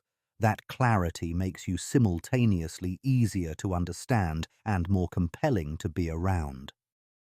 The paradox is that being genuinely yourself, including the uncomfortable parts, makes you more attractive than any performed version could achieve. Pretense requires cognitive resources from both the performer and the observer. Authenticity is energetically efficient, which is why it feels so relieving to be around someone who's simply congruent. Level 53. Conversational callbacks and continuity. Referencing something from earlier in a conversation, or even from days prior, demonstrates a quality of attention that most people don't experience regularly. When someone mentions in passing that they're worried about their sister's surgery and you ask 3 days later how it went, their face changes. Not because the surgery outcome was remarkable, but because you remembered a detail they mentioned once and considered insignificant enough that they assumed it disappeared into the conversational void. Everyone is so focused on what they'll say next that actual listening becomes rare. But when you create callbacks, you're building narrative threads that strengthen connection exponentially. It signals that what they say doesn't just bounce off you and disappear. You're actually encoding their words into memory, which means you consider them important enough to remember. This creates a feeling of being truly seen that most people encounter so infrequently they don't realize they're starving for it. The mechanism works through validation loops. Each callback proves you are paying attention, which encourages more disclosure, which gives you more material for future callbacks, which creates even stronger connection. You're essentially building a shared history in real time, and shared history is the foundation of every meaningful relationship. People bond through accumulated small moments of mutual recognition. The callback transforms scattered conversational fragments into continuous narrative, and that continuity makes someone feel like they matter to you in a way that generic pleasantness never achieves. Level 54. Energy matching and leading. Subtly matching someone's energy level before gradually elevating it is conversational aikido that creates rapport while improving their mood. When someone comes to you stressed and moving quickly and you immediately match their pace, their nervous system registers you as aligned. You're meeting them where they are rather than forcing them to meet you where you are. That matching creates the initial connection that makes leading possible. After 30 seconds to a minute of matching, you can begin to slow down, lower your voice slightly, lengthen your pauses. If you've established sufficient rapport through matching, they'll unconsciously follow your lead. Their breathing will deepen, their shoulders will drop, their speech will slow. You've just shifted their physiological state without them realizing you did anything. This works because humans are fundamentally mimetic. We unconsciously synchronize with people we feel connected to. The technique fails when people try to lead without matching first. Coming in artificially calm when someone is agitated reads as dismissive rather than soothing. But match first, then lead, and you become the person others seek out when they need to regulate. You're not telling them to calm down, which triggers defensiveness. You're simply modeling a different state after establishing that you understand their current one. The shift feels collaborative rather than corrective, which is why it works when direct suggestions fail. This is emotional intelligence made tactical. Level 55. Temperature regulation and presentation. Maintaining comfortable body temperature through strategic layering prevents stress, sweating, and fidgeting, allowing you to project composed confidence in any environment. This sounds trivial until you realize how much cognitive bandwidth gets consumed by thermal discomfort. When you're too hot, your body starts producing stress hormones that are neurologically identical to anxiety hormones. Your amygdala can't distinguish between temperature stress and social stress, which means being overheated makes you appear and feel nervous even when nothing is actually threatening. The solution is preparation through layers. Wear something you can remove if environments run warm, but that provides enough coverage if they run cold. The goal is maintaining that narrow thermo-neutral zone where your body isn't expending resources on temperature regulation. When you're thermally comfortable, more of your prefrontal cortex remains available for social processing. You make better eye contact. Your responses are sharper. You don't fidget or shift or tug at clothes, all of which broadcast discomfort that observers interpret as insecurity. Watch someone present while clearly overheated. The dampness, the face touching, the visible discomfort, all of it undermines their message because the audience is unconsciously reading distress signals. Now watch someone who's temperature optimized. They move smoothly, maintain steady contact, project easeful confidence that has nothing to do with arrogance and everything to do with physiological comfort. The body at rest radiates a calm authority that the stressed body cannot fake. Temperature management is invisible infrastructure that makes every other attraction principle easier to execute. Level 56. Flexibility within values. Being adaptive in situations while maintaining core principles shows intelligence and security simultaneously. Rigid people are predictable, but predictability born from inflexibility reads as fragility rather than strength. Someone who clings to the same approach, regardless of context, gets unconsciously interpreted as unable to handle complexity. Flexibility paired with clear values creates a different signal entirely. Adaptable because secure enough to adjust tactics while keeping the compass fixed.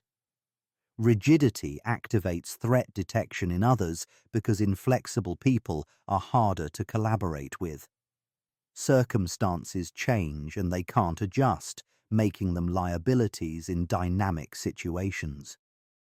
Someone who can shift approaches while maintaining principles demonstrates cognitive flexibility.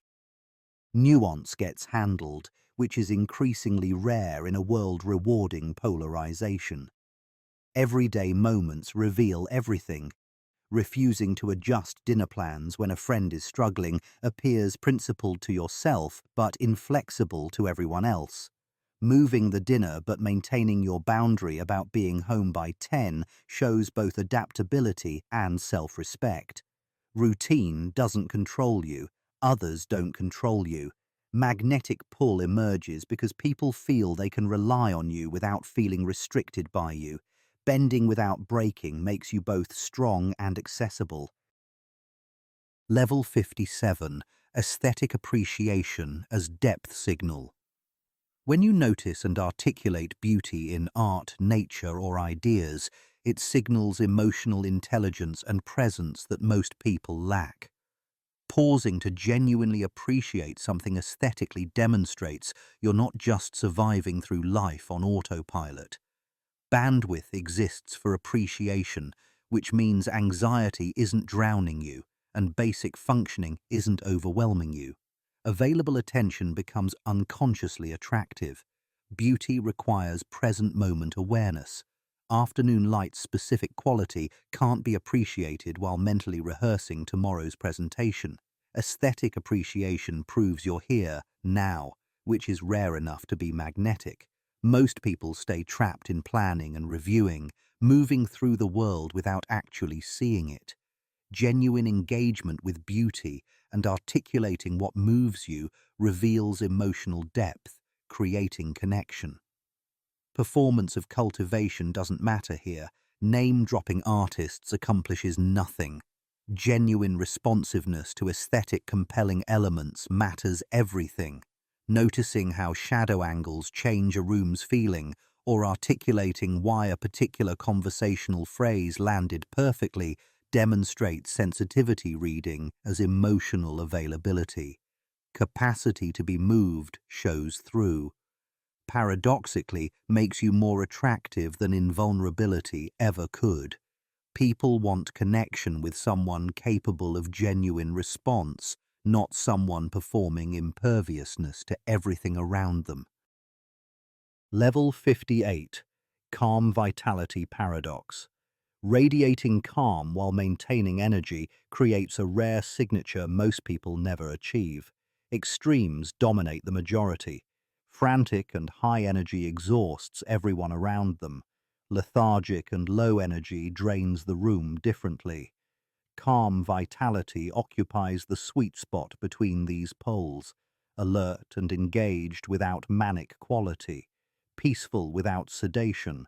Neurologically distinct states get picked up by observers immediately. High energy with high tension suggests anxiety masquerading as enthusiasm.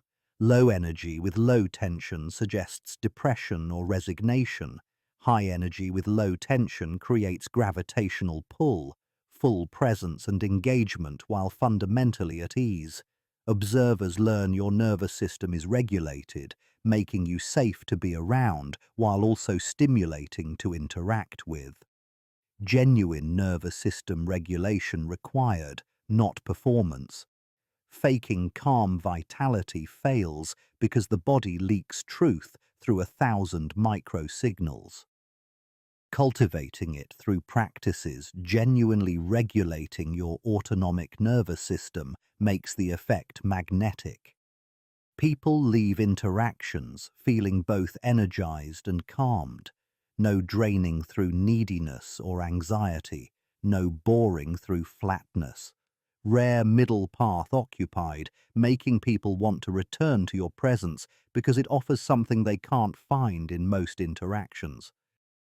Level 59. Gift-giving intentionality.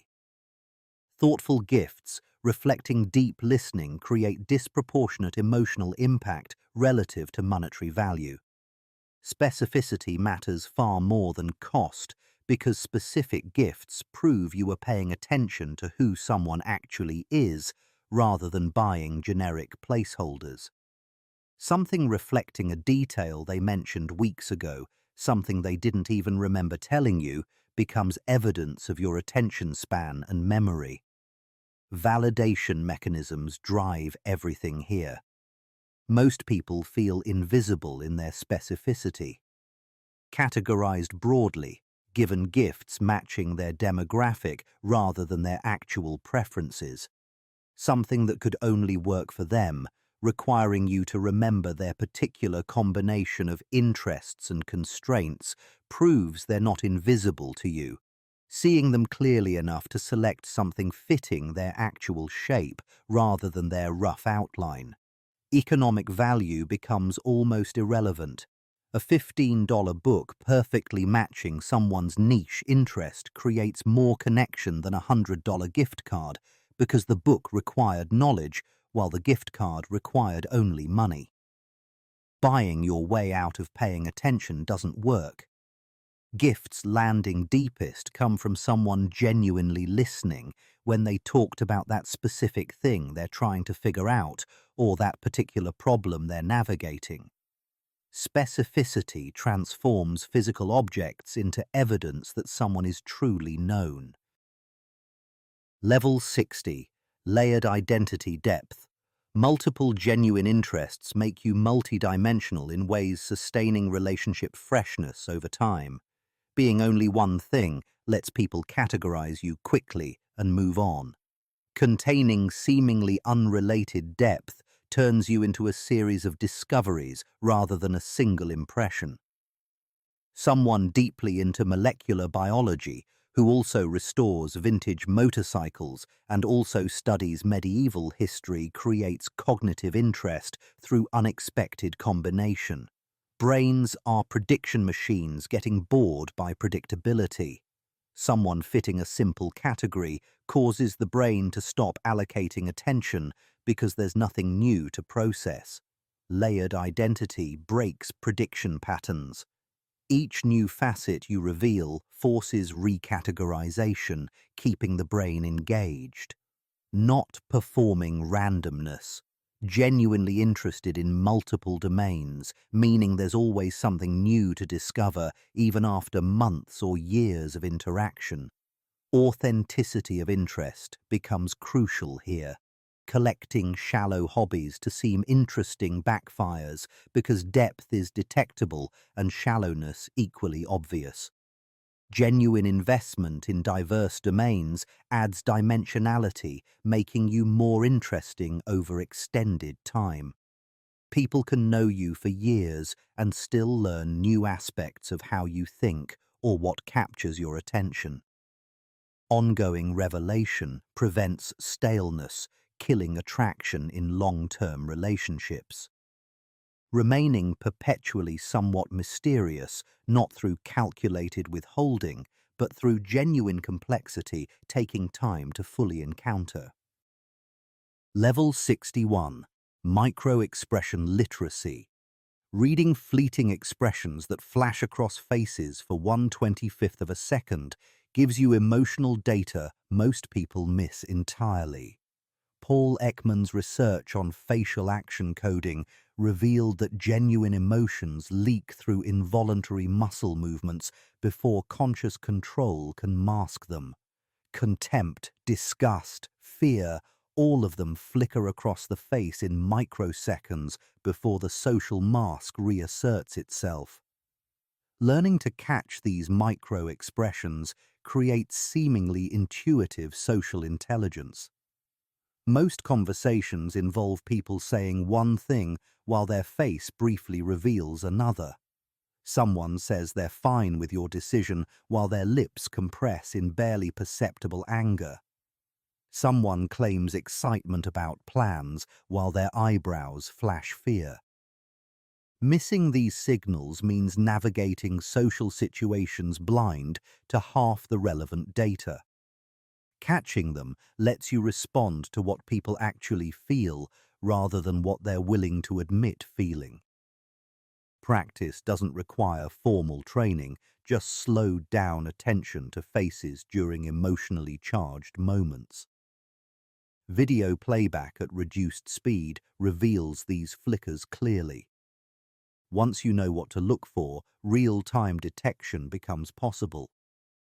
Suddenly, you're responding to hesitation someone didn't voice, acknowledging concerns they tried to hide, navigating around landmines invisible to everyone else in the room. People experience you as unusually perceptive without understanding why. You're simply reading the data stream everyone else ignores. Level 62. The amplification effect of witnesses. Positive interactions witnessed by others create stronger attraction than identical moments happening privately. Social validation research shows that observers multiply the impact of behavior by confirming its authenticity. Someone watching you make another person laugh, witnessing you show kindness, seeing you handle difficulty gracefully, validates those qualities as genuine rather than performed for specific audience. Private moments can be strategic performances. Public moments witnessed by third parties are harder to fake convincingly. Observers serve as verification systems, unconsciously noting whether behavior seems consistent across contexts. Authentic kindness to a server while someone watches carries more weight than identical kindness when alone with that person, because the witness confirms you're not code switching for advantage. Leverage comes from understanding. Reputation builds through witnessed moments more than private ones. Group settings where others observe your interactions compound attraction exponentially, not because you're performing for multiple audiences, but because multiple observers triangulate your character from different vantage points. Each witness who sees you at your best becomes an independent validator. Later conversations reference these witnessed moments as shared proof of who you are.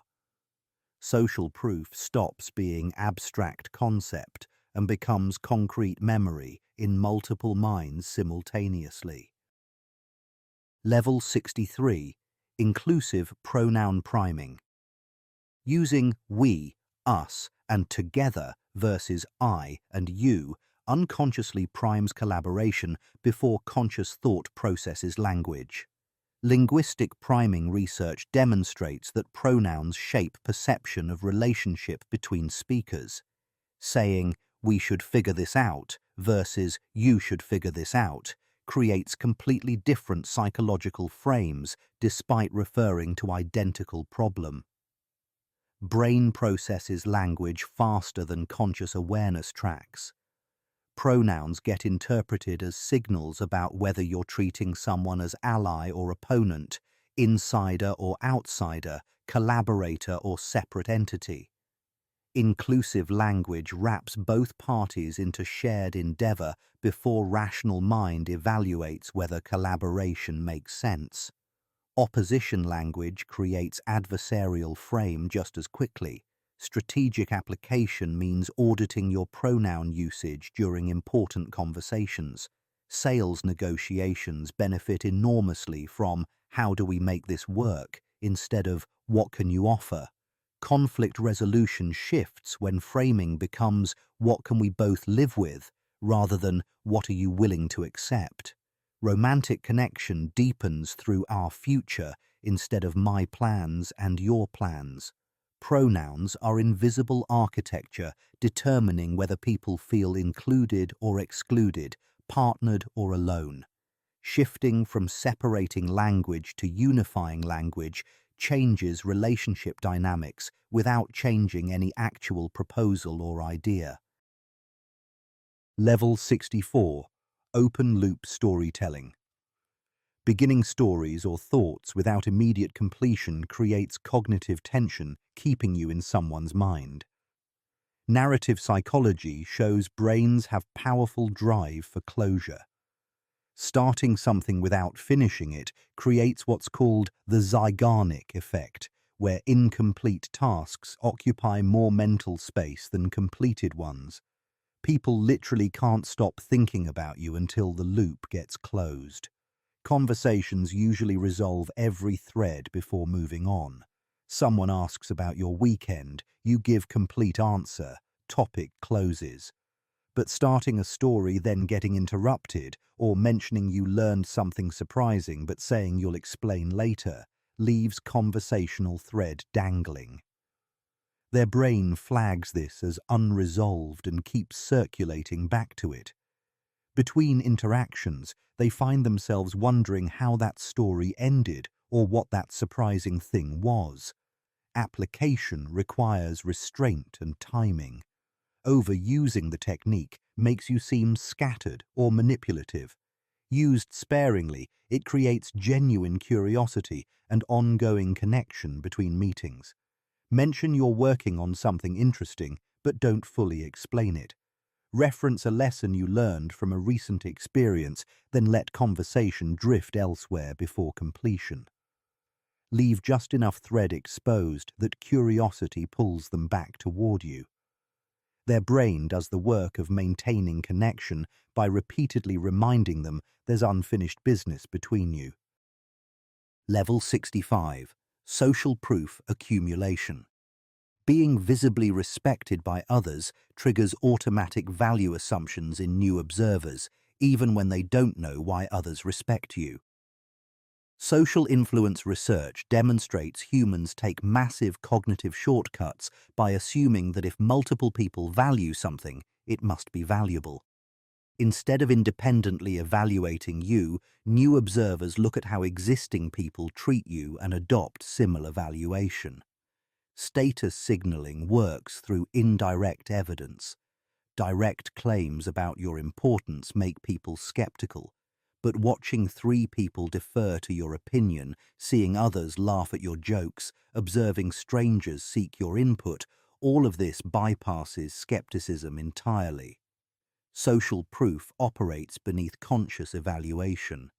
Brains evolve to shortcut individual assessment by reading group consensus, because groups usually get value assessment right enough that copying them beats starting from scratch.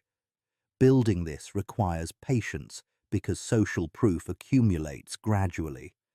Early interactions where few people know you lack this advantage, but as respect accrues and becomes visible to newcomers, each subsequent interaction starts from higher baseline. Someone entering a room where you're already established sees others treating you with respect and immediately adopts similar framing. They don't need to know what you did to earn that respect.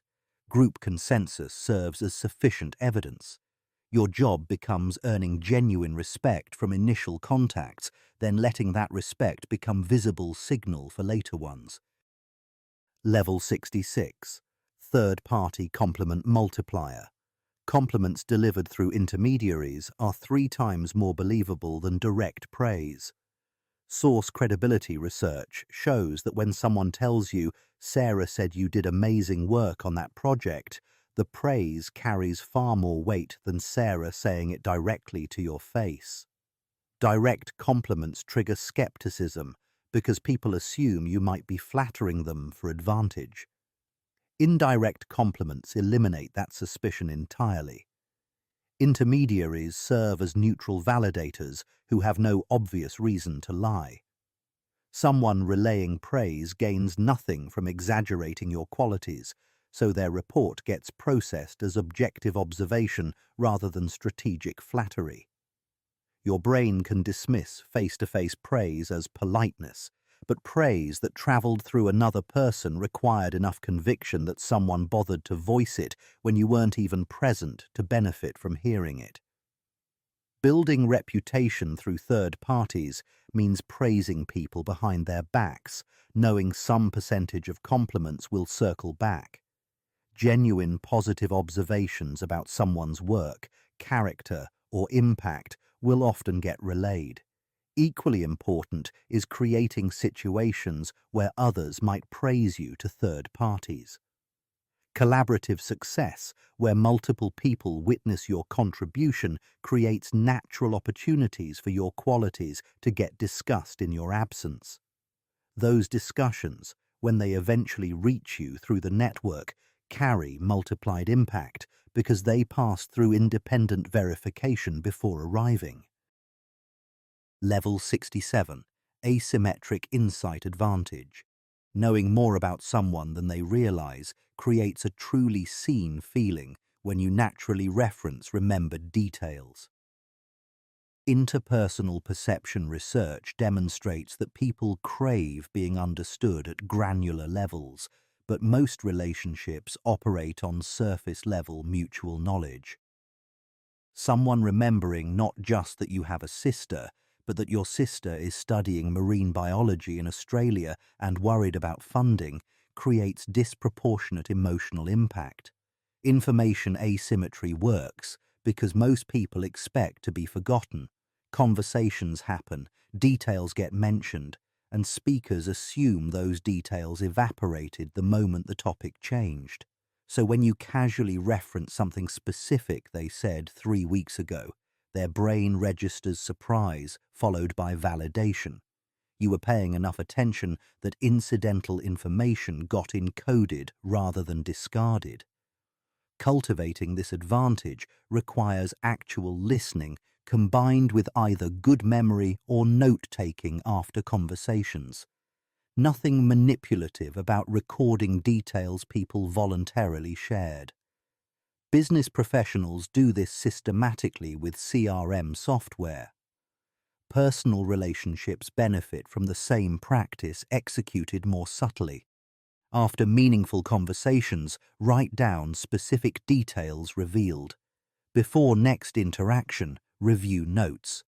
When you naturally incorporate remembered specifics, you're demonstrating attention most people never experience. They feel seen in their particularity rather than their rough category, which creates connection deeper than surface-level friendliness ever reaches. Level 68. Peak End Memory Hacking.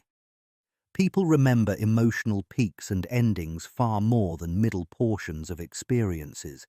Memory heuristics research by Daniel Kahneman demonstrates that our brains don't average experiences, they sample key moments and extrapolate.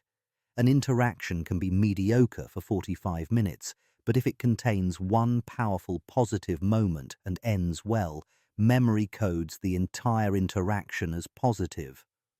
Duration neglect means length of experience matters far less than intensity of peak moments.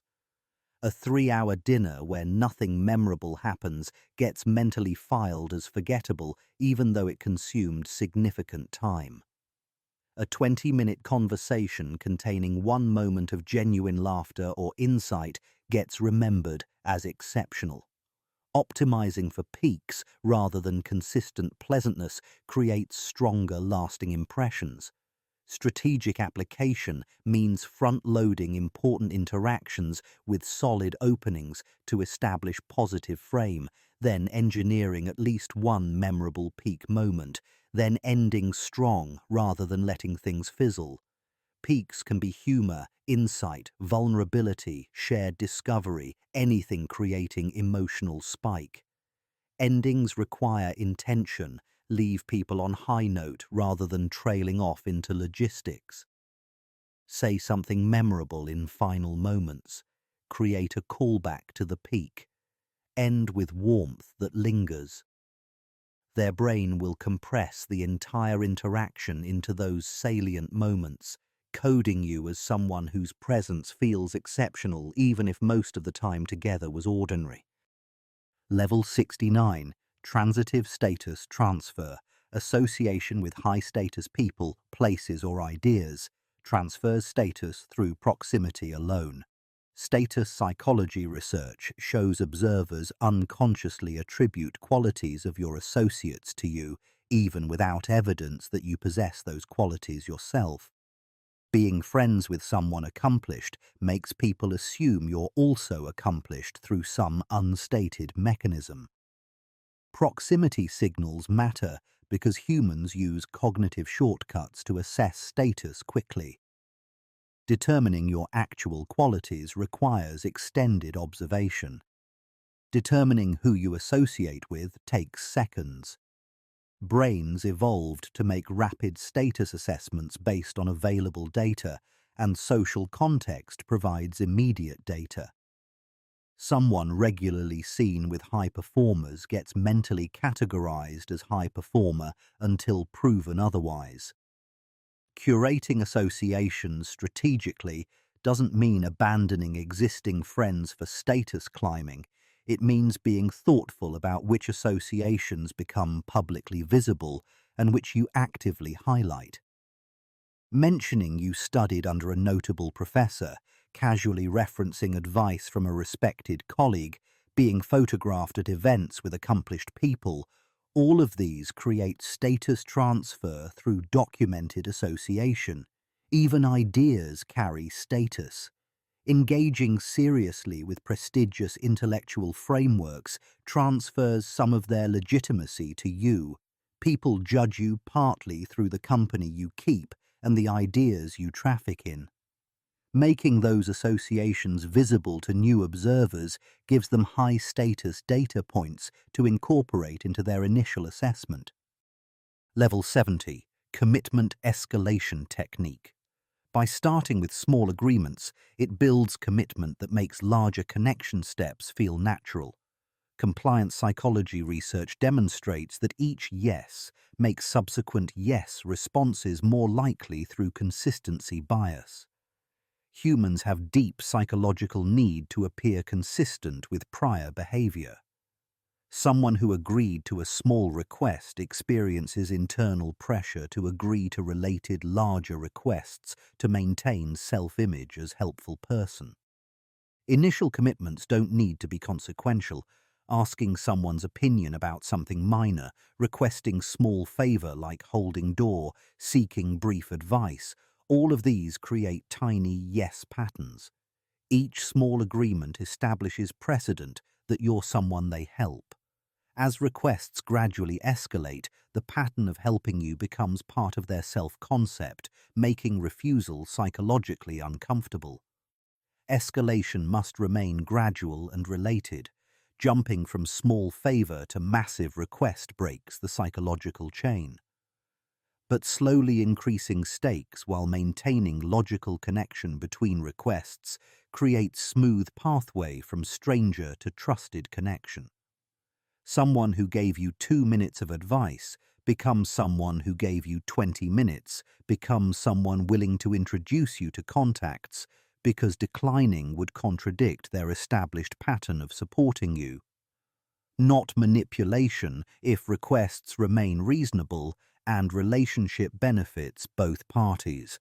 Just understanding how commitment patterns form and designing interaction sequences that build connection through accumulated yes responses. Level 71, Narrative Identity Architecture. How you frame your life story shapes perception more than the actual events comprising that story. Narrative psychology research demonstrates that two people can experience nearly identical circumstances but create completely different meanings through how they construct personal narrative.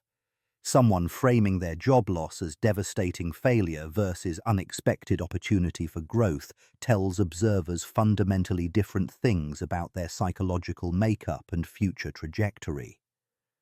Coherent narratives organized around growth themes make you seem more actualized and attractive than scattered collections of unrelated events. Brains prefer stories with clear arcs, recognizable turning points, and lessons extracted from difficulty. Someone who can articulate how past challenges shaped current strengths demonstrates reflective capacity most people lack. Random things happened versus I chose this path after learning that lesson creates entirely different impressions despite describing similar factual sequences. Crafting your narrative architecture doesn't mean fabricating events or false meaning. Raw material of your life remains unchanged.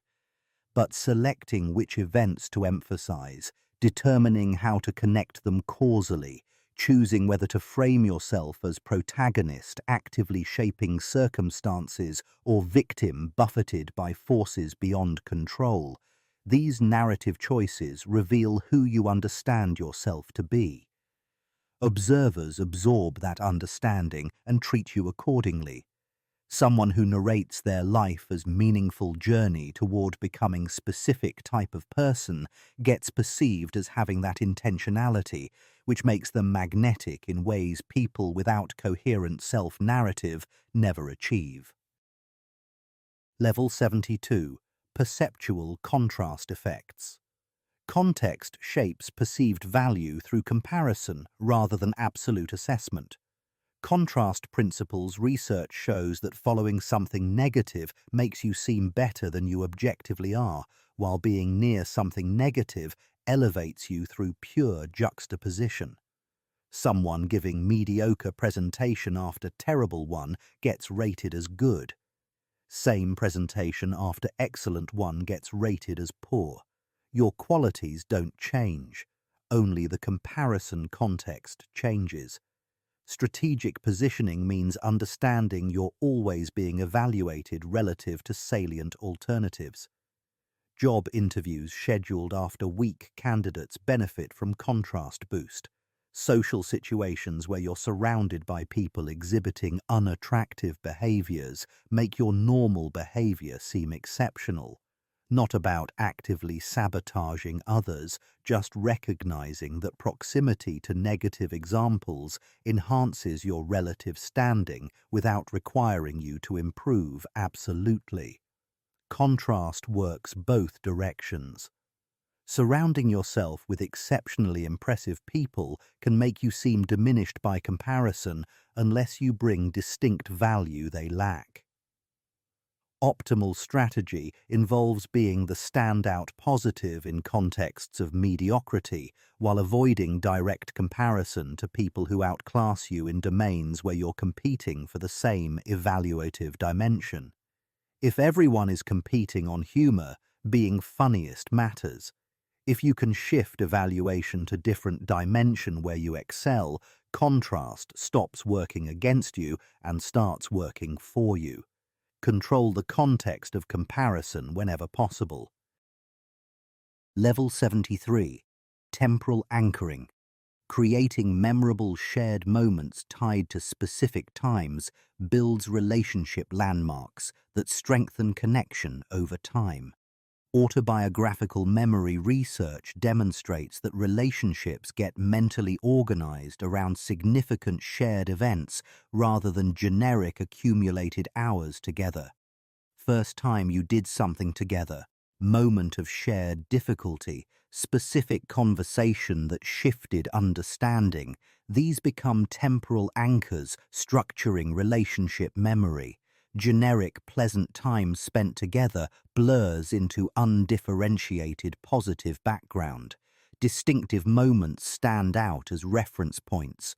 Relationship strength correlates with number and intensity of these anchor points rather than simple duration of acquaintance. Someone you've known for months might have fewer anchors than someone you've known for weeks if those weeks contained more memorable specific moments. Engineering anchors means creating distinct experiences rather than repeating identical pleasant interactions. Trying new activities together, having conversations in unusual settings, sharing novel experiences, facing challenges as unit, all of these generate memorable temporal markers. Each anchor becomes conversational reference point, strengthening continuity. Remember when we tried that restaurant, figured out that problem, had that conversation during the storm?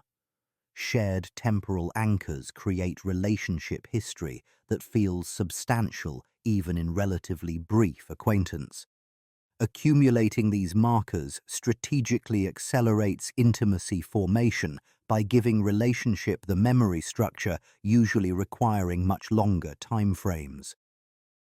Level 74. Strategic imperfection, also known as the pratfall effect. Small mistakes make highly competent people more approachable while leaving incompetent people looking worse. Pratfall research by Elliot Aronson demonstrated that superior performers who commit minor blunders become more likable, while average performers committing identical mistakes become less likable. Perfection in capable people creates distance. Perfect competence plus humanizing flaw creates ideal combination of respect and warmth. Mechanism involves threat reduction. Someone appearing flawless triggers inadequacy in observers, creating uncomfortable comparison that makes people want to avoid them.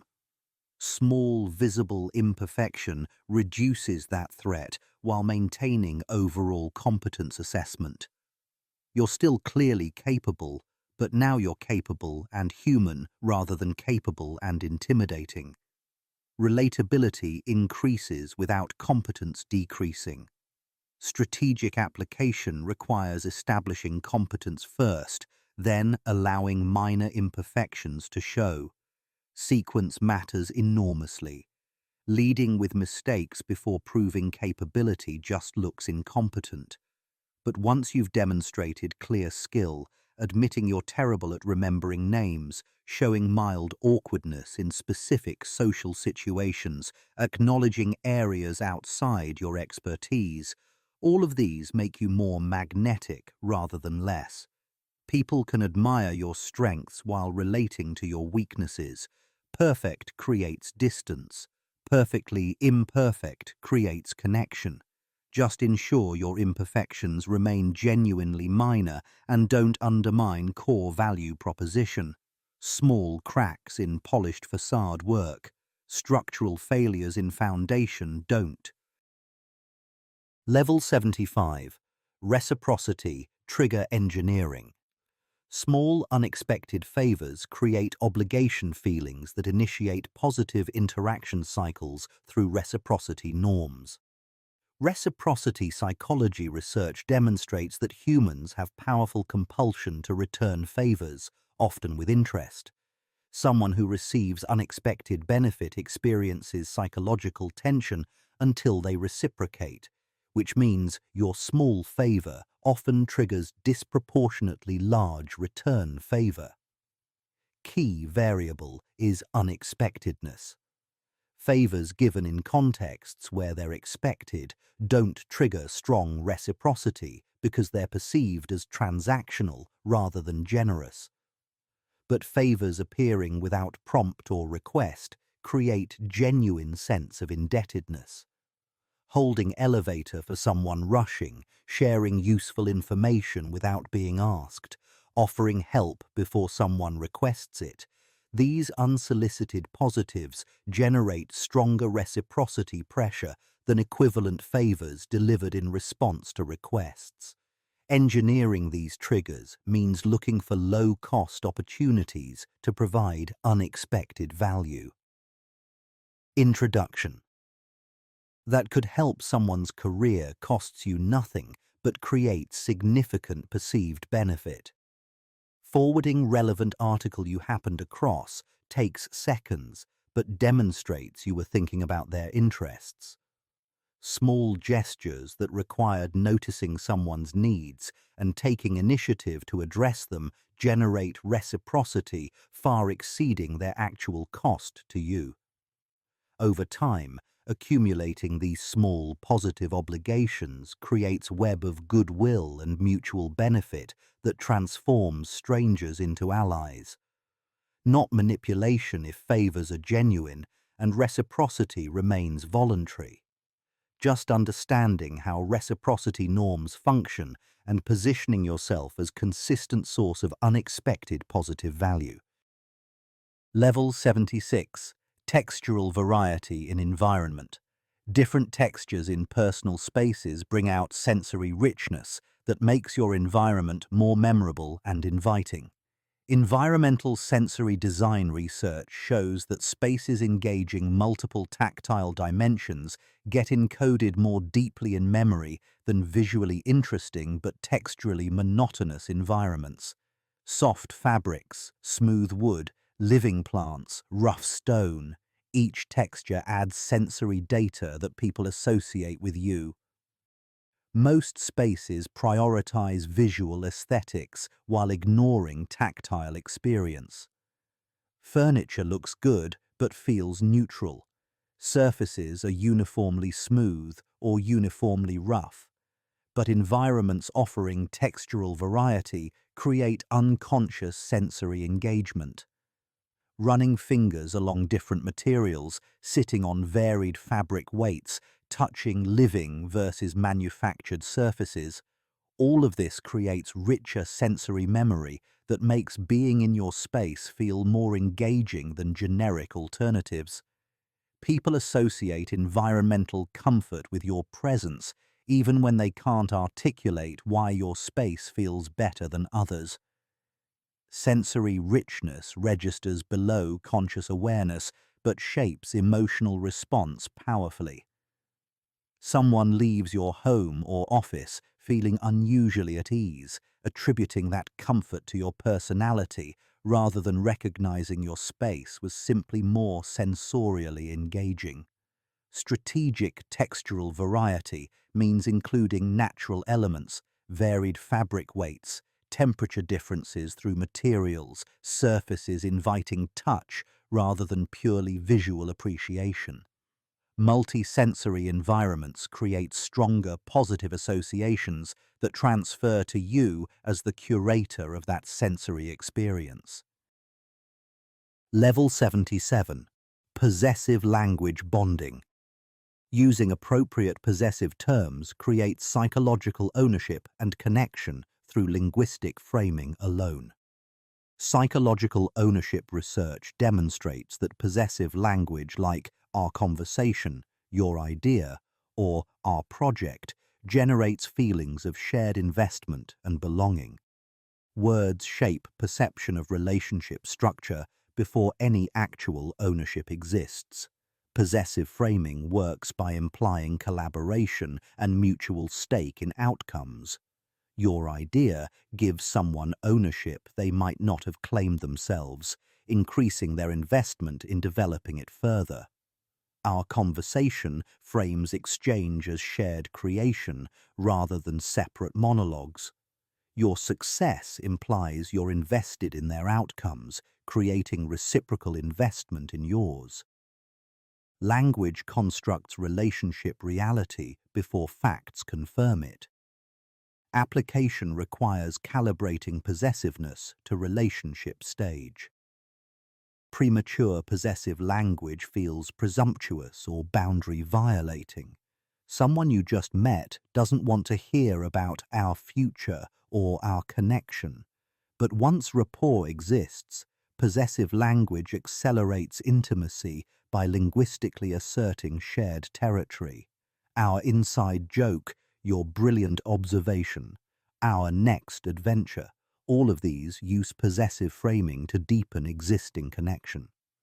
Words create psychological fact.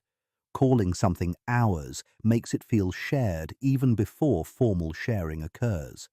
Using possessive language strategically shapes how people conceptualize their relationship to you and to shared experiences, building ownership and investment through pure linguistic construction.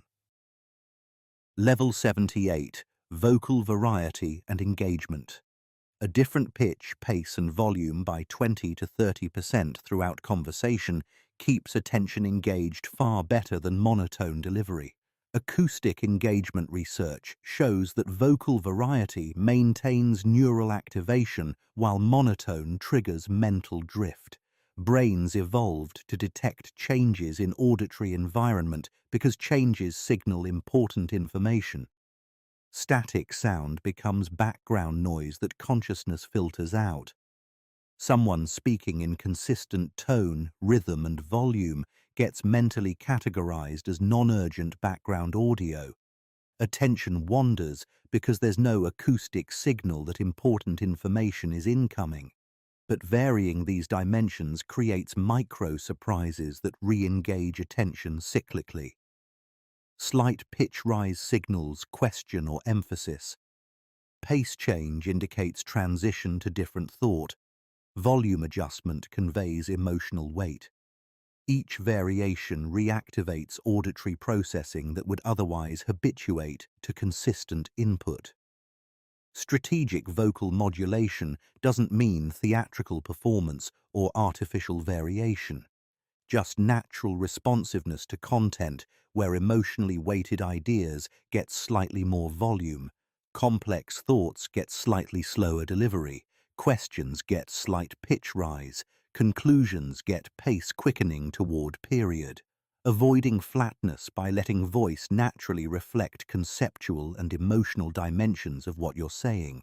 People who speak in varied tones get remembered as more engaging speakers even when content is identical to monotone delivery of same information. Voice becomes vehicle for meaning rather than neutral carrier, which makes both speaker and content more memorable. Acoustic variety signals that paying attention will be rewarded with continued novel input. Level 79. Self-deprecating status signal. Strategic self-deprecating humor signals actual high status when deployed from position of security. Status and humor research demonstrates that making fun of yourself when you're clearly competent shows you're confident enough to acknowledge flaws without fearing status loss. Low-status people engaging in identical self-deprecation appear to be confirming their inadequacy rather than demonstrating security. Mechanism involves perceived risk. Someone with established competence making light of their mistakes shows they're not worried those mistakes define them. Status is secure enough to survive acknowledging imperfection. But someone without established competence making similar jokes appears to be revealing genuine inadequacy because they haven't proven otherwise. Self-deprecating humor works as status signal only after status is established. Timing determines whether self-deprecation elevates or diminishes you. Leading with it before proving capability makes you seem insecure. Deploying it after demonstrating competence makes you seem secure and relatable. First, establish you're good at what matters, then acknowledge you're hilariously bad at something tangential. Competent professional joking about being terrible at sports or cooking signals they're secure enough not to need perfection everywhere. Same person leading with those jokes before proving professional competence just seems incompetent broadly. Self-deprecating humor is high-status move only when everyone already knows you're high status. Otherwise, it's just confirming low status through self-reporting. Level 80, Benjamin Franklin effect. Getting someone to do you a small favor makes them like you more through cognitive dissonance resolution. Cognitive dissonance research demonstrates that people's brains need their actions and feelings to align. Someone who does you a favor experiences mild dissonance. Why am I helping this person? Easiest resolution is deciding they must like you because people help those they like. Counterintuitive mechanism works because we assume causality flows from feelings to actions. Actually flows both directions. Actions shape feelings retroactively through rationalization. Someone who helped you needs explanation for why they took that action.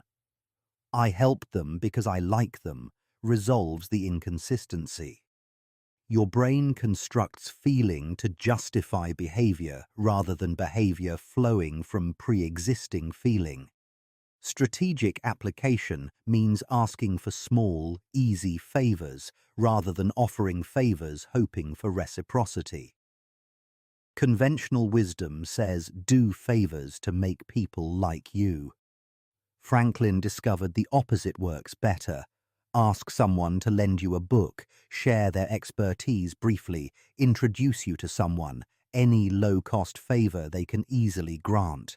Their action of helping you triggers rationalization that they must value you. Multiple small favors work better than one large favor because each creates separate rationalization cycle. Over time, someone who keeps helping you develops increasingly strong belief that they must really like you. Otherwise, why would they keep helping? Their brain constructs positive feelings to explain their helpful behavior. You've essentially made them prove to themselves through their own actions that they value you. Level 81, Circadian Rhythm.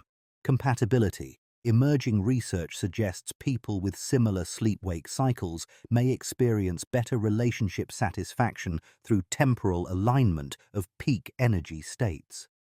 Chronobiology studies show that morning larks and night owls operate on fundamentally different biological schedules, with cortisol peaks, body temperature fluctuations, and cognitive performance windows offset by hours. Someone hitting their stride at 10 p.m. can't fully sync with someone peaking at 7 a.m. Mismatched chronotypes create invisible friction in relationships. One person wants deep conversation when the other is cognitively shutting down. Sexual desire peaks at different times. Energy for social interaction arrives on opposite schedules. These misalignments don't stem from incompatibility of personality, but from incompatibility of biological timing. Neither person is wrong, they're just operating on different circadian programs. Chronotype matching remains exploratory science without definitive conclusions, but patterns emerge in relationship research. Couples with similar sleep schedules report higher satisfaction across multiple studies, though causality remains unclear. Whether matching chronotypes or simply being aware of biological timing differences and working around them, temporal synchronization matters more than most people realize. Someone available and energized when you are creates natural opportunities for connection that mismatched schedules fight against constantly. Biology creates invisible architecture for relationship success or struggle based purely on when each person's system is primed for engagement versus recovery. Level 82. Ovulatory cycle preference shifts. Women show subtle cyclical preference changes for different traits driven by evolutionary reproductive strategies, though this field remains highly debated. Evolutionary psychology studies indicate that during high fertility windows, preferences may temporarily shift toward markers historically associated with genetic fitness. During low fertility phases, preferences may favor markers associated with investment and resource provision. Same person potentially valued differently depending on cycle timing. Mechanisms proposed involve hormonal fluctuations affecting perception and priority weighting. Estrogen and progesterone levels cycle dramatically, influencing neural processing in regions governing attraction and mate assessment. Some research shows preference shifts for facial masculinity, vocal depth, behavioral dominance, and scent across cycle phases. Other research fails to replicate these findings, keeping the field contentious. Practical application remains unclear because conscious awareness of these shifts doesn't necessarily override them, and attempting to strategically time interactions around fertility windows would be both ethically questionable and practically impossible without information you shouldn't have. More relevant is understanding that attraction isn't static. Someone's perception of you might genuinely fluctuate based on variables completely outside your control or awareness. Biology operates beneath conscious choice, creating preference patterns that surprise even the person experiencing them. Research continues exploring whether these cycles meaningfully impact real-world relationship decisions or remain laboratory curiosities with minimal practical effect. Level 83. Pupil dilation synchrony. Pupils dilate when attracted, and some research suggests subtly mimicking pupil states creates subconscious rapport, though conscious control remains difficult. Pupillometry studies show that pupil size responds to emotional arousal, cognitive load, and attraction. Dilated pupils signal interest and openness. Constricted pupils suggest defensiveness or disengagement. Observers unconsciously register these signals when evaluating others. Synchrony research explores whether matching pupil states creates rapport similar to matching body language or speech patterns. Theory suggests that subtle physiological synchronization enhances connection by creating bodily resonance between people. Pupils dilating in rhythm might signal mutual interest at neurological level, too subtle for conscious detection, but powerful enough to influence comfort and attraction. Practical application faces obvious limitations. Conscious pupil control is nearly impossible, and attempting to force dilation or constriction would require manipulating lighting or cognitive load in ways too obvious to be subtle. More realistic approach involves understanding that pupil size communicates emotional state, so environments and interactions generating genuine interest naturally create dilated pupils that signal openness. Dimmer lighting causes dilation that might be interpreted as interest. Complex, engaging conversation creates cognitive load causing dilation. Can't fake pupil responses reliably, but can create conditions where genuine responses align with desired signals. Research remains exploratory and replication inconsistent, placing this firmly in speculative territory. Level 84. Voice pitch. Strategic modulation. Slight voice frequency changes affect attractiveness, perception differently across contexts. Acoustic attraction research shows that lower pitch conveys authority and dominance, while higher pitch communicates warmth and approachability. Strategic modulation could theoretically optimize vocal presentation for different social contexts, though natural variation limits how much conscious control is realistic. Studies measuring pitch preferences find that lower voices in men get rated as more attractive for short-term relationships and leadership roles. Higher voices get rated as more trustworthy and less threatening. Women's voices show similar but less pronounced patterns. Context determines which qualities serve you better. Job interview might benefit from slightly lower pitch conveying competence.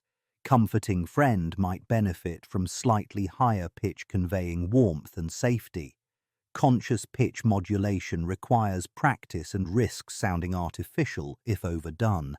More sustainable approach involves understanding that stress and tension raise pitch, while relaxation lowers it. Managing your nervous system state naturally modulates your voice toward desired frequency range. Anxiety makes everyone sound higher and tighter. Calm confidence naturally lowers and mellows vocal tone. Rather than trying to artificially force pitch changes, address the physiological and emotional states that create natural variation. Relaxed breathing, reduced tension, genuine confidence all produce vocal qualities that research suggests are more attractive. Voice becomes byproduct of internal state rather than performed characteristic. Level 85. The red clothing advantage. Multiple studies show red-wearing individuals are perceived as more attractive and dominant across cultures. Color psychology research demonstrates that red triggers associative networks in the brain linked to passion, power, and sexual signaling. Evolutionary theorists suggest humans evolved sensitivity to red because it signals health through blood flow and sexual receptivity in primates through genital and facial flushing. Cross-cultural studies measuring attraction to red clothing find consistent preference increases when people wear red versus other colors. Effect size is modest but statistically significant across dozens of studies. Men rate women in red as more attractive. Women rate men in red as higher status. Effect works in both directions and appears culturally universal, suggesting biological rather than purely learned response.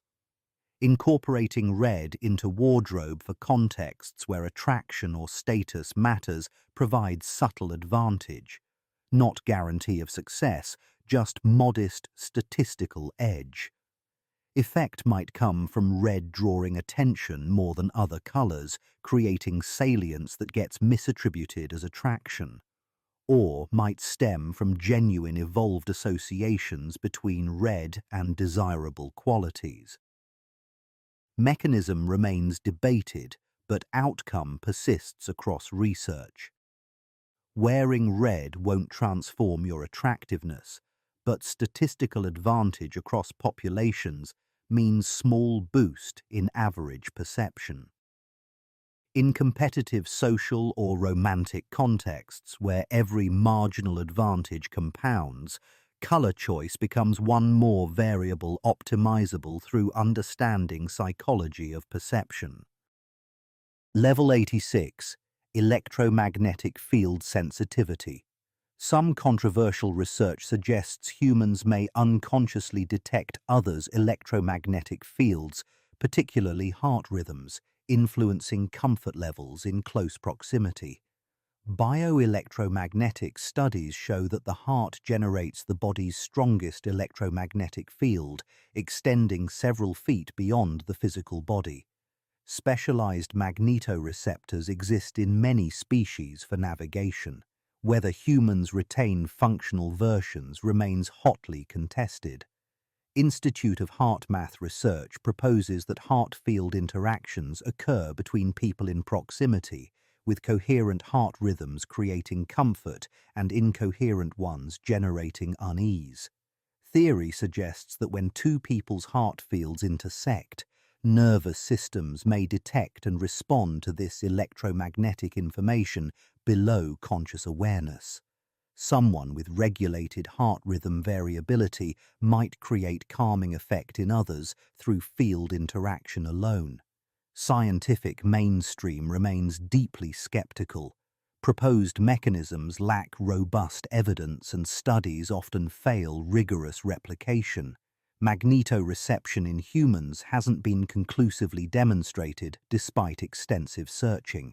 Claims about heart-field interactions often come from sources mixing legitimate science with speculative interpretation, yet subjective experience of feeling someone's energy or sensing their presence without obvious sensory cues persists across cultures. Whether this reflects actual electromagnetic sensitivity, subtle cue detection through conventional senses, or pure psychological projection remains unresolved. Research continues, but current evidence keeps this firmly in highly speculative territory without sufficient data for confident conclusions. Level 87, MHC Genetic Diversity Detection. Theory that we're attracted to different immune system genes detectable through scent remains intriguing but incompletely proven. Immunogenetics research demonstrates that major histocompatibility complex genes affect body odor and that mice preferentially mate with MHC dissimilar partners, producing offspring with more diverse immune systems. Whether humans retain this mechanism generates ongoing debate. Famous T-shirt studies showed women rating men's worn shirts as more attractive when the men had dissimilar MHC genes from the women. Effect disappeared when women were on hormonal contraception, suggesting hormonal mediation of scent preference. Subsequent replication attempts produced mixed results. Some studies confirm the pattern, others find no effect or even preference reversals. Sample sizes remain small and methodology varies enough that clear conclusions remain elusive. Evolutionary logic seems sound. Offspring from parents with diverse immune genes inherit broader pathogen resistance. Scent-mediated mate selection for genetic diversity would provide adaptive advantage. But modern humans live in drastically different environments than evolutionary past. Artificial fragrances mask natural scent. Hormonal contraception disrupts normal cycling. Cultural mate selection criteria override biological preferences. Even if MHC-based attraction exists, whether it meaningfully influences actual relationship formation in contemporary environments remains questionable. Interesting theoretical framework with some supporting evidence, but insufficient replication and too many confounding variables for confident practical application. Level 88, Subliminal Priming Possibilities. Some studies suggest brief subliminal exposure to positive stimuli before interaction improves perceived attractiveness. though replication remains inconsistent. Subliminal psychology research from the 1950s through 1980s claimed that stimuli presented too quickly for conscious perception could still influence behavior and preference. Flash a smiling face for milliseconds before someone sees you and they rate you more favorably. Initial findings generated enormous excitement and concern about manipulation possibilities. Subsequent decades produced mixed replication results. Some studies confirm subliminal effects on simple preferences and judgments. Others find no effects, or only under highly specific conditions. Meta-analyses suggest effects exist, but are much smaller and more constrained than early research claimed. Subliminal influence isn't the powerful manipulation tool initially feared. Contemporary consensus holds that subliminal priming can influence simple judgments and preferences when conditions are optimal, but effects are weak, short-lived, and easily overridden by conscious processing. Real-world application faces practical impossibility. You can't control what someone sees immediately before meeting you. Even if you could, effect size would be tiny compared to actual interaction quality. More relevant is understanding that context and recent experiences do influence perception. Someone who just had positive experience rates subsequent interactions more favorably. Not through subliminal manipulation, but through mood contagion and context effects. Focusing on actual interaction quality vastly outweighs any hypothetical benefit from subliminal priming, even if it worked reliably. Level 89, Body Ratio, Evolutionary Signals. Specific waist-hip or shoulder-waist ratios may signal health and fertility, though predictive power for actual attraction remains debated. Evolutionary anthropology research suggests that certain body proportions correlate with reproductive capacity and health across cultures. Waist-hip ratio of approximately 0.7 in women and shoulder-waist ratio showing triangular build in men appear preferred cross-culturally in many studies. Proposed mechanisms involve honest signaling. Body fat distribution patterns reflect hormonal profiles affecting fertility.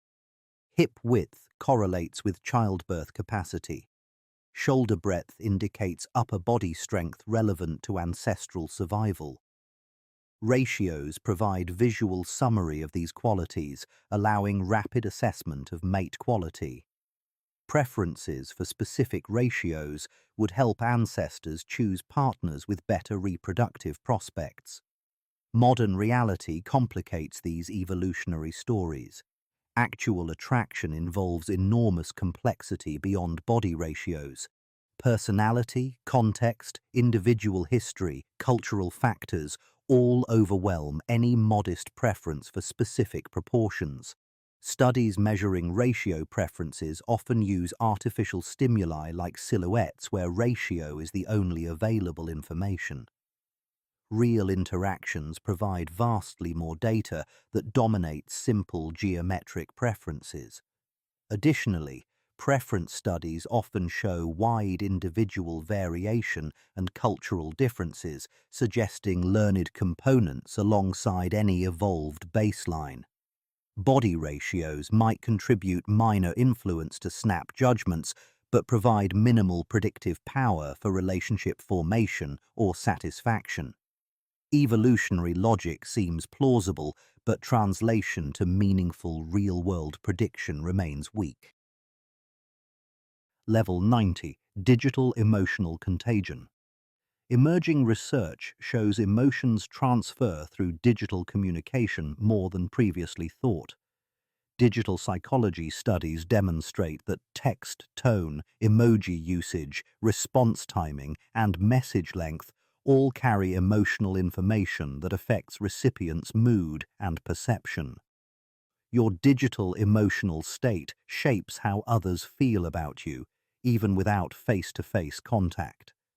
Text-based emotion contagion works through linguistic cues and interaction patterns. Positive language increases recipient positive affect. Enthusiastic punctuation elevates mood. Quick responses signal engagement, creating reciprocal engagement. Slow responses signal disinterest, creating anxiety or disengagement. Emojis serve as emotional punctuation, clarifying tone in ambiguous text. Without facial expressions and vocal tone, these digital markers carry disproportionate weight in emotional communication.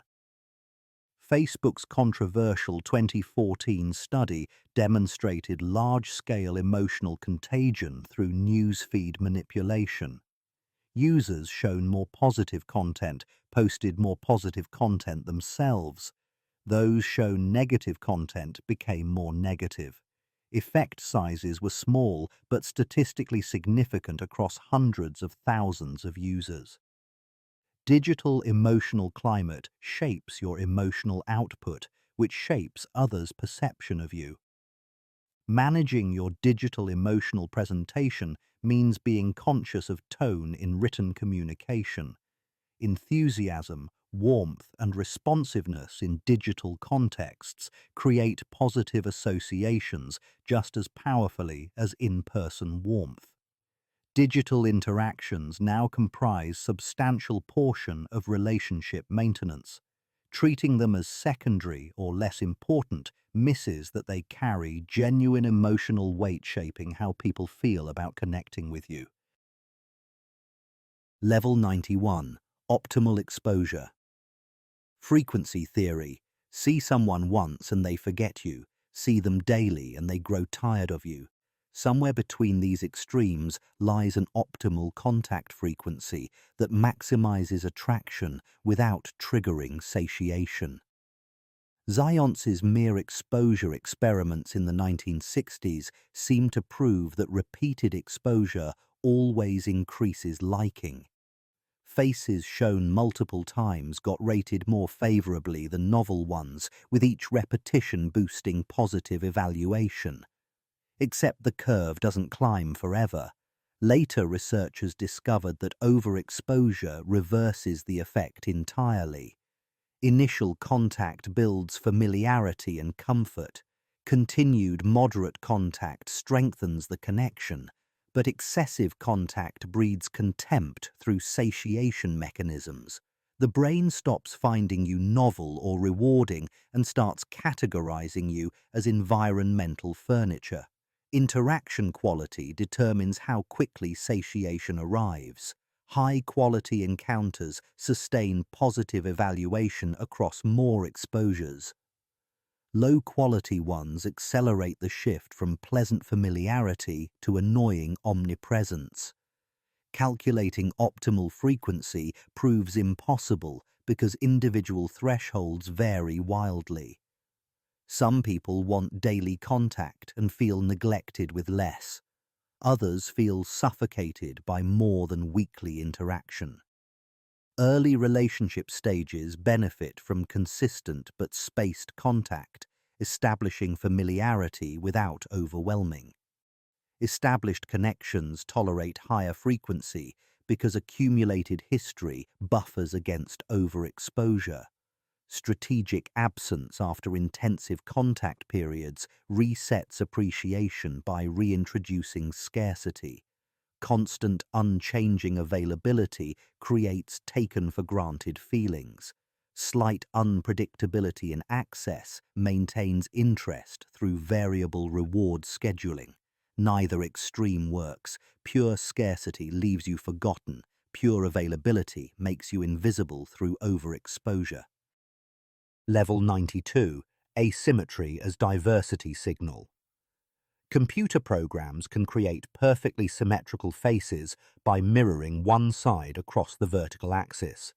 These digitally perfected faces often get rated as less attractive than the natural asymmetric originals they came from. Traditional thinking claimed symmetry indicates health and genetic quality, making symmetric faces universally superior. Reality disagrees. Human faces develop with natural asymmetry from countless factors. sleeping position preferences, habitual expressions, chewing side dominance, even which hand you answer phones with, all create subtle bilateral differences. Complete symmetry appears unusual enough to trigger discomfort rather than attraction. Uncanny valley territory emerges when faces exceed normal symmetry ranges, suggesting our preferences are calibrated to natural human variation rather than geometric perfection. Perfect bilateral matching looks artificial or manipulated, which triggers subconscious skepticism about authenticity. Moderate asymmetry might actually signal genetic diversity and developmental resilience, according to newer theoretical frameworks. Organisms maintaining function despite developmental perturbations demonstrate robustness. Faces within normal asymmetry ranges signal genuine human rather than artificial construction. Studies measuring preferences produce conflicting results depending on methodology. Some confirm the traditional symmetry advantage. Others find moderate asymmetry preferred over perfect symmetry. Most faces fall within acceptable ranges where other factors dominate attraction far more than precise geometric alignment. Your slight asymmetries aren't flaws requiring correction. They're signals of authentic humanity that perfect symmetry would actually undermine. Level 93, barometric pressure sensitivity. Migraines cluster before storms arrive. Joint pain flares when weather systems shift. Mood crashes accompany dropping atmospheric pressure, while rising pressure brings inexplicable energy boosts. Correlations between barometric changes and human physiology appear consistently across populations despite the lack of clear mechanisms explaining the connection. Pressure fluctuations might affect oxygen availability and blood viscosity. Inner ear structures definitely detect pressure changes, potentially feeding that information into mood-regulating brain regions without conscious awareness. Evolutionary advantages existed for detecting approaching weather and adjusting behavior preemptively. Modern humans retain these sensitivities even when weather forecasts make conscious detection unnecessary. Some individuals report physical sensations hours before pressure systems arrive, feeling changes their conscious mind can't yet name. Important interactions might benefit from atmospheric variables you're not controlling or considering. Meeting someone during high-pressure clear weather could marginally improve both parties' baseline states compared to low-pressure stormy conditions. Effect sizes remain modest, and sensitivity varies dramatically between individuals. Scheduling around weather seems impractical for most purposes, but understanding that invisible atmospheric factors contribute to everyone's baseline mood helps explain why identical interactions on different days produce different outcomes. Your charm didn't change. The atmospheric pressure did, shifting both participants' physiological states in directions neither person consciously detected, but both people definitely felt. Level 94, heart rate variability. Broadcasting. Athletes, meditation practitioners, and people with well-regulated nervous systems share a measurable characteristic: high heart rate variability. Time intervals between heartbeats vary more in healthy systems than in stressed ones. Rigid, unchanging heart rhythms indicate autonomic nervous systems stuck in threat response. Flexible, variable rhythms indicate systems adapting appropriately to moment-by-moment demands. HRV affects dozens of observable behaviors that others might unconsciously register. Breathing synchronizes with cardiac rhythms, making respiratory patterns potential carriers of HRV information. facial blood flow fluctuations, postural micro-adjustments, even voice quality variations might all broadcast autonomic regulation states to observant nervous systems. Whether observers actually detect these patterns remains unproven experimentally, but the theoretical pathway exists. Someone with regulated HRV displays subtle markers of physiological flexibility that could register as composed confidence to people who have no idea what HRV even means.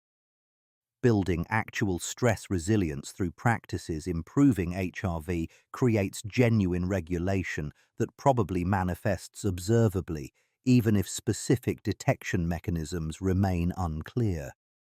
Exercise, meditation, adequate sleep all improve HRV measurably. Better autonomic regulation likely shows through multiple channels simultaneously. Calm breathing, steady energy, absence of stress, tells like fidgeting or tension. These observable qualities might all stem partly from underlying HRV. Can't consciously broadcast your heart rate variability, but can build genuine physiological regulation that changes how you show up in ways others feel without knowing what they're detecting. Level 95. Misattribution of arousal. Famous psychology experiment put men on two different bridges.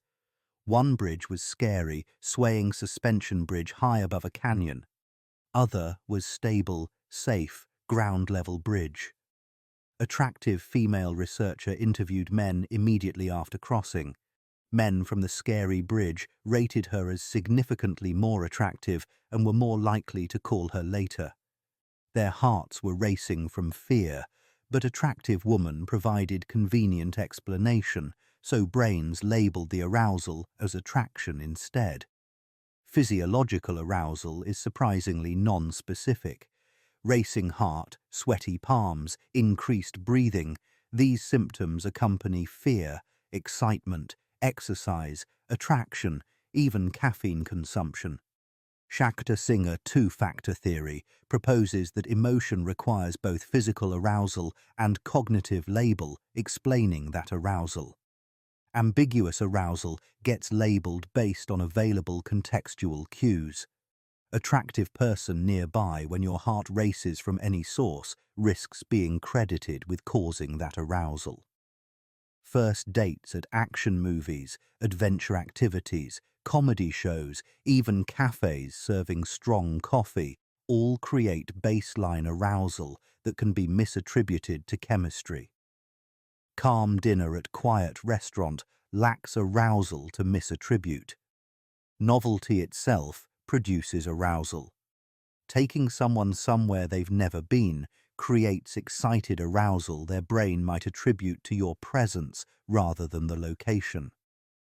Caveat: negative arousal from genuine stress or discomfort can also be misattributed, creating false negative impressions.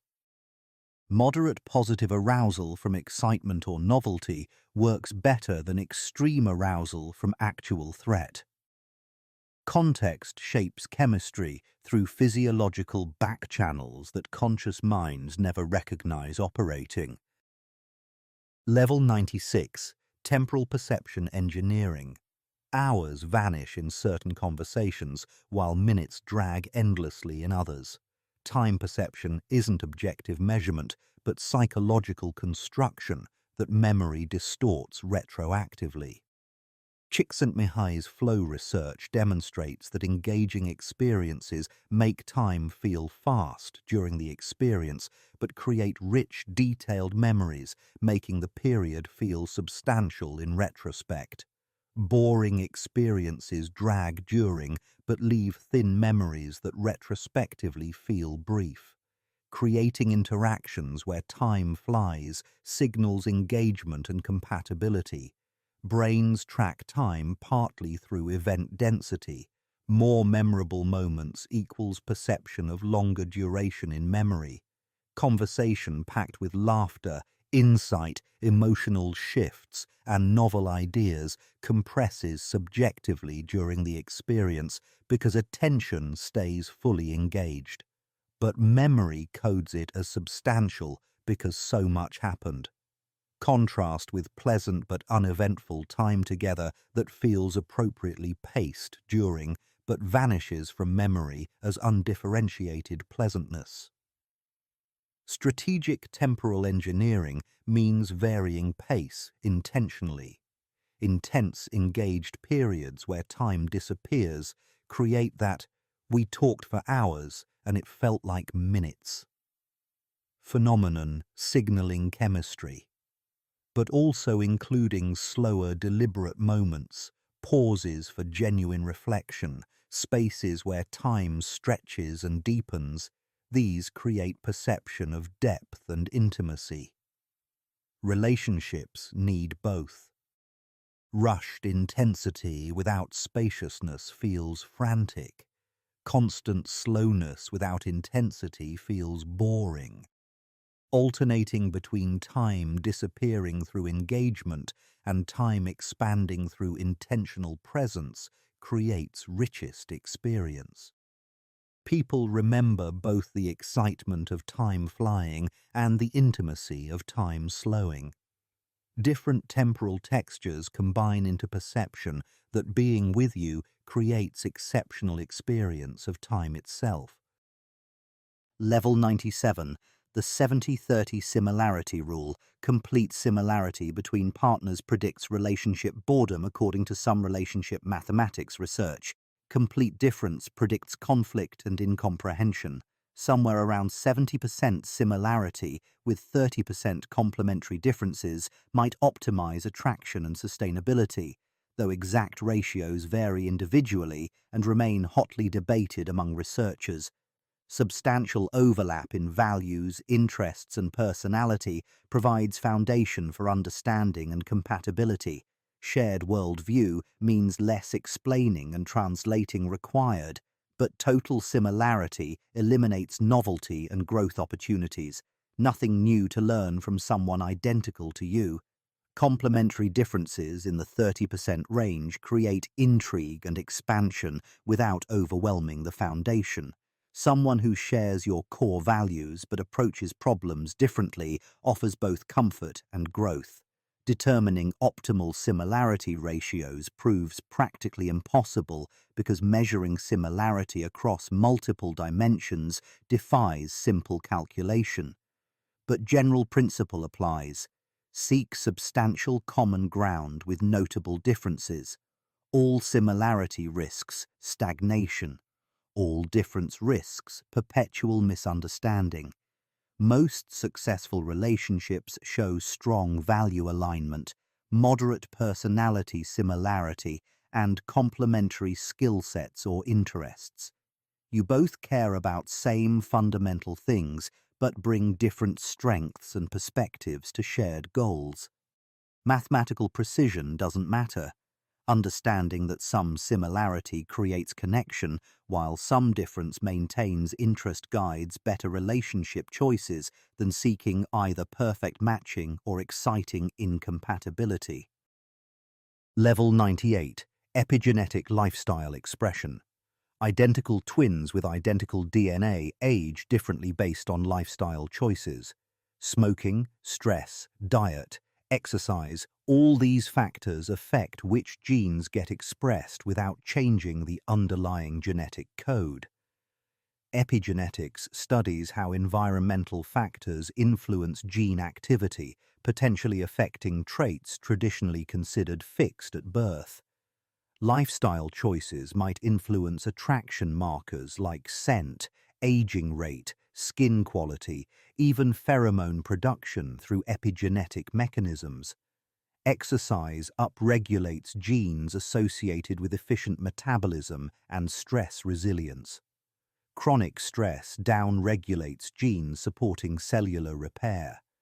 Diet affects methylation patterns, influencing inflammation and hormonal balance. These changes accumulate over years, creating measurable differences in biological age versus chronological age between people with different lifestyle patterns. Whether epigenetic changes meaningfully impact attraction remains highly speculative.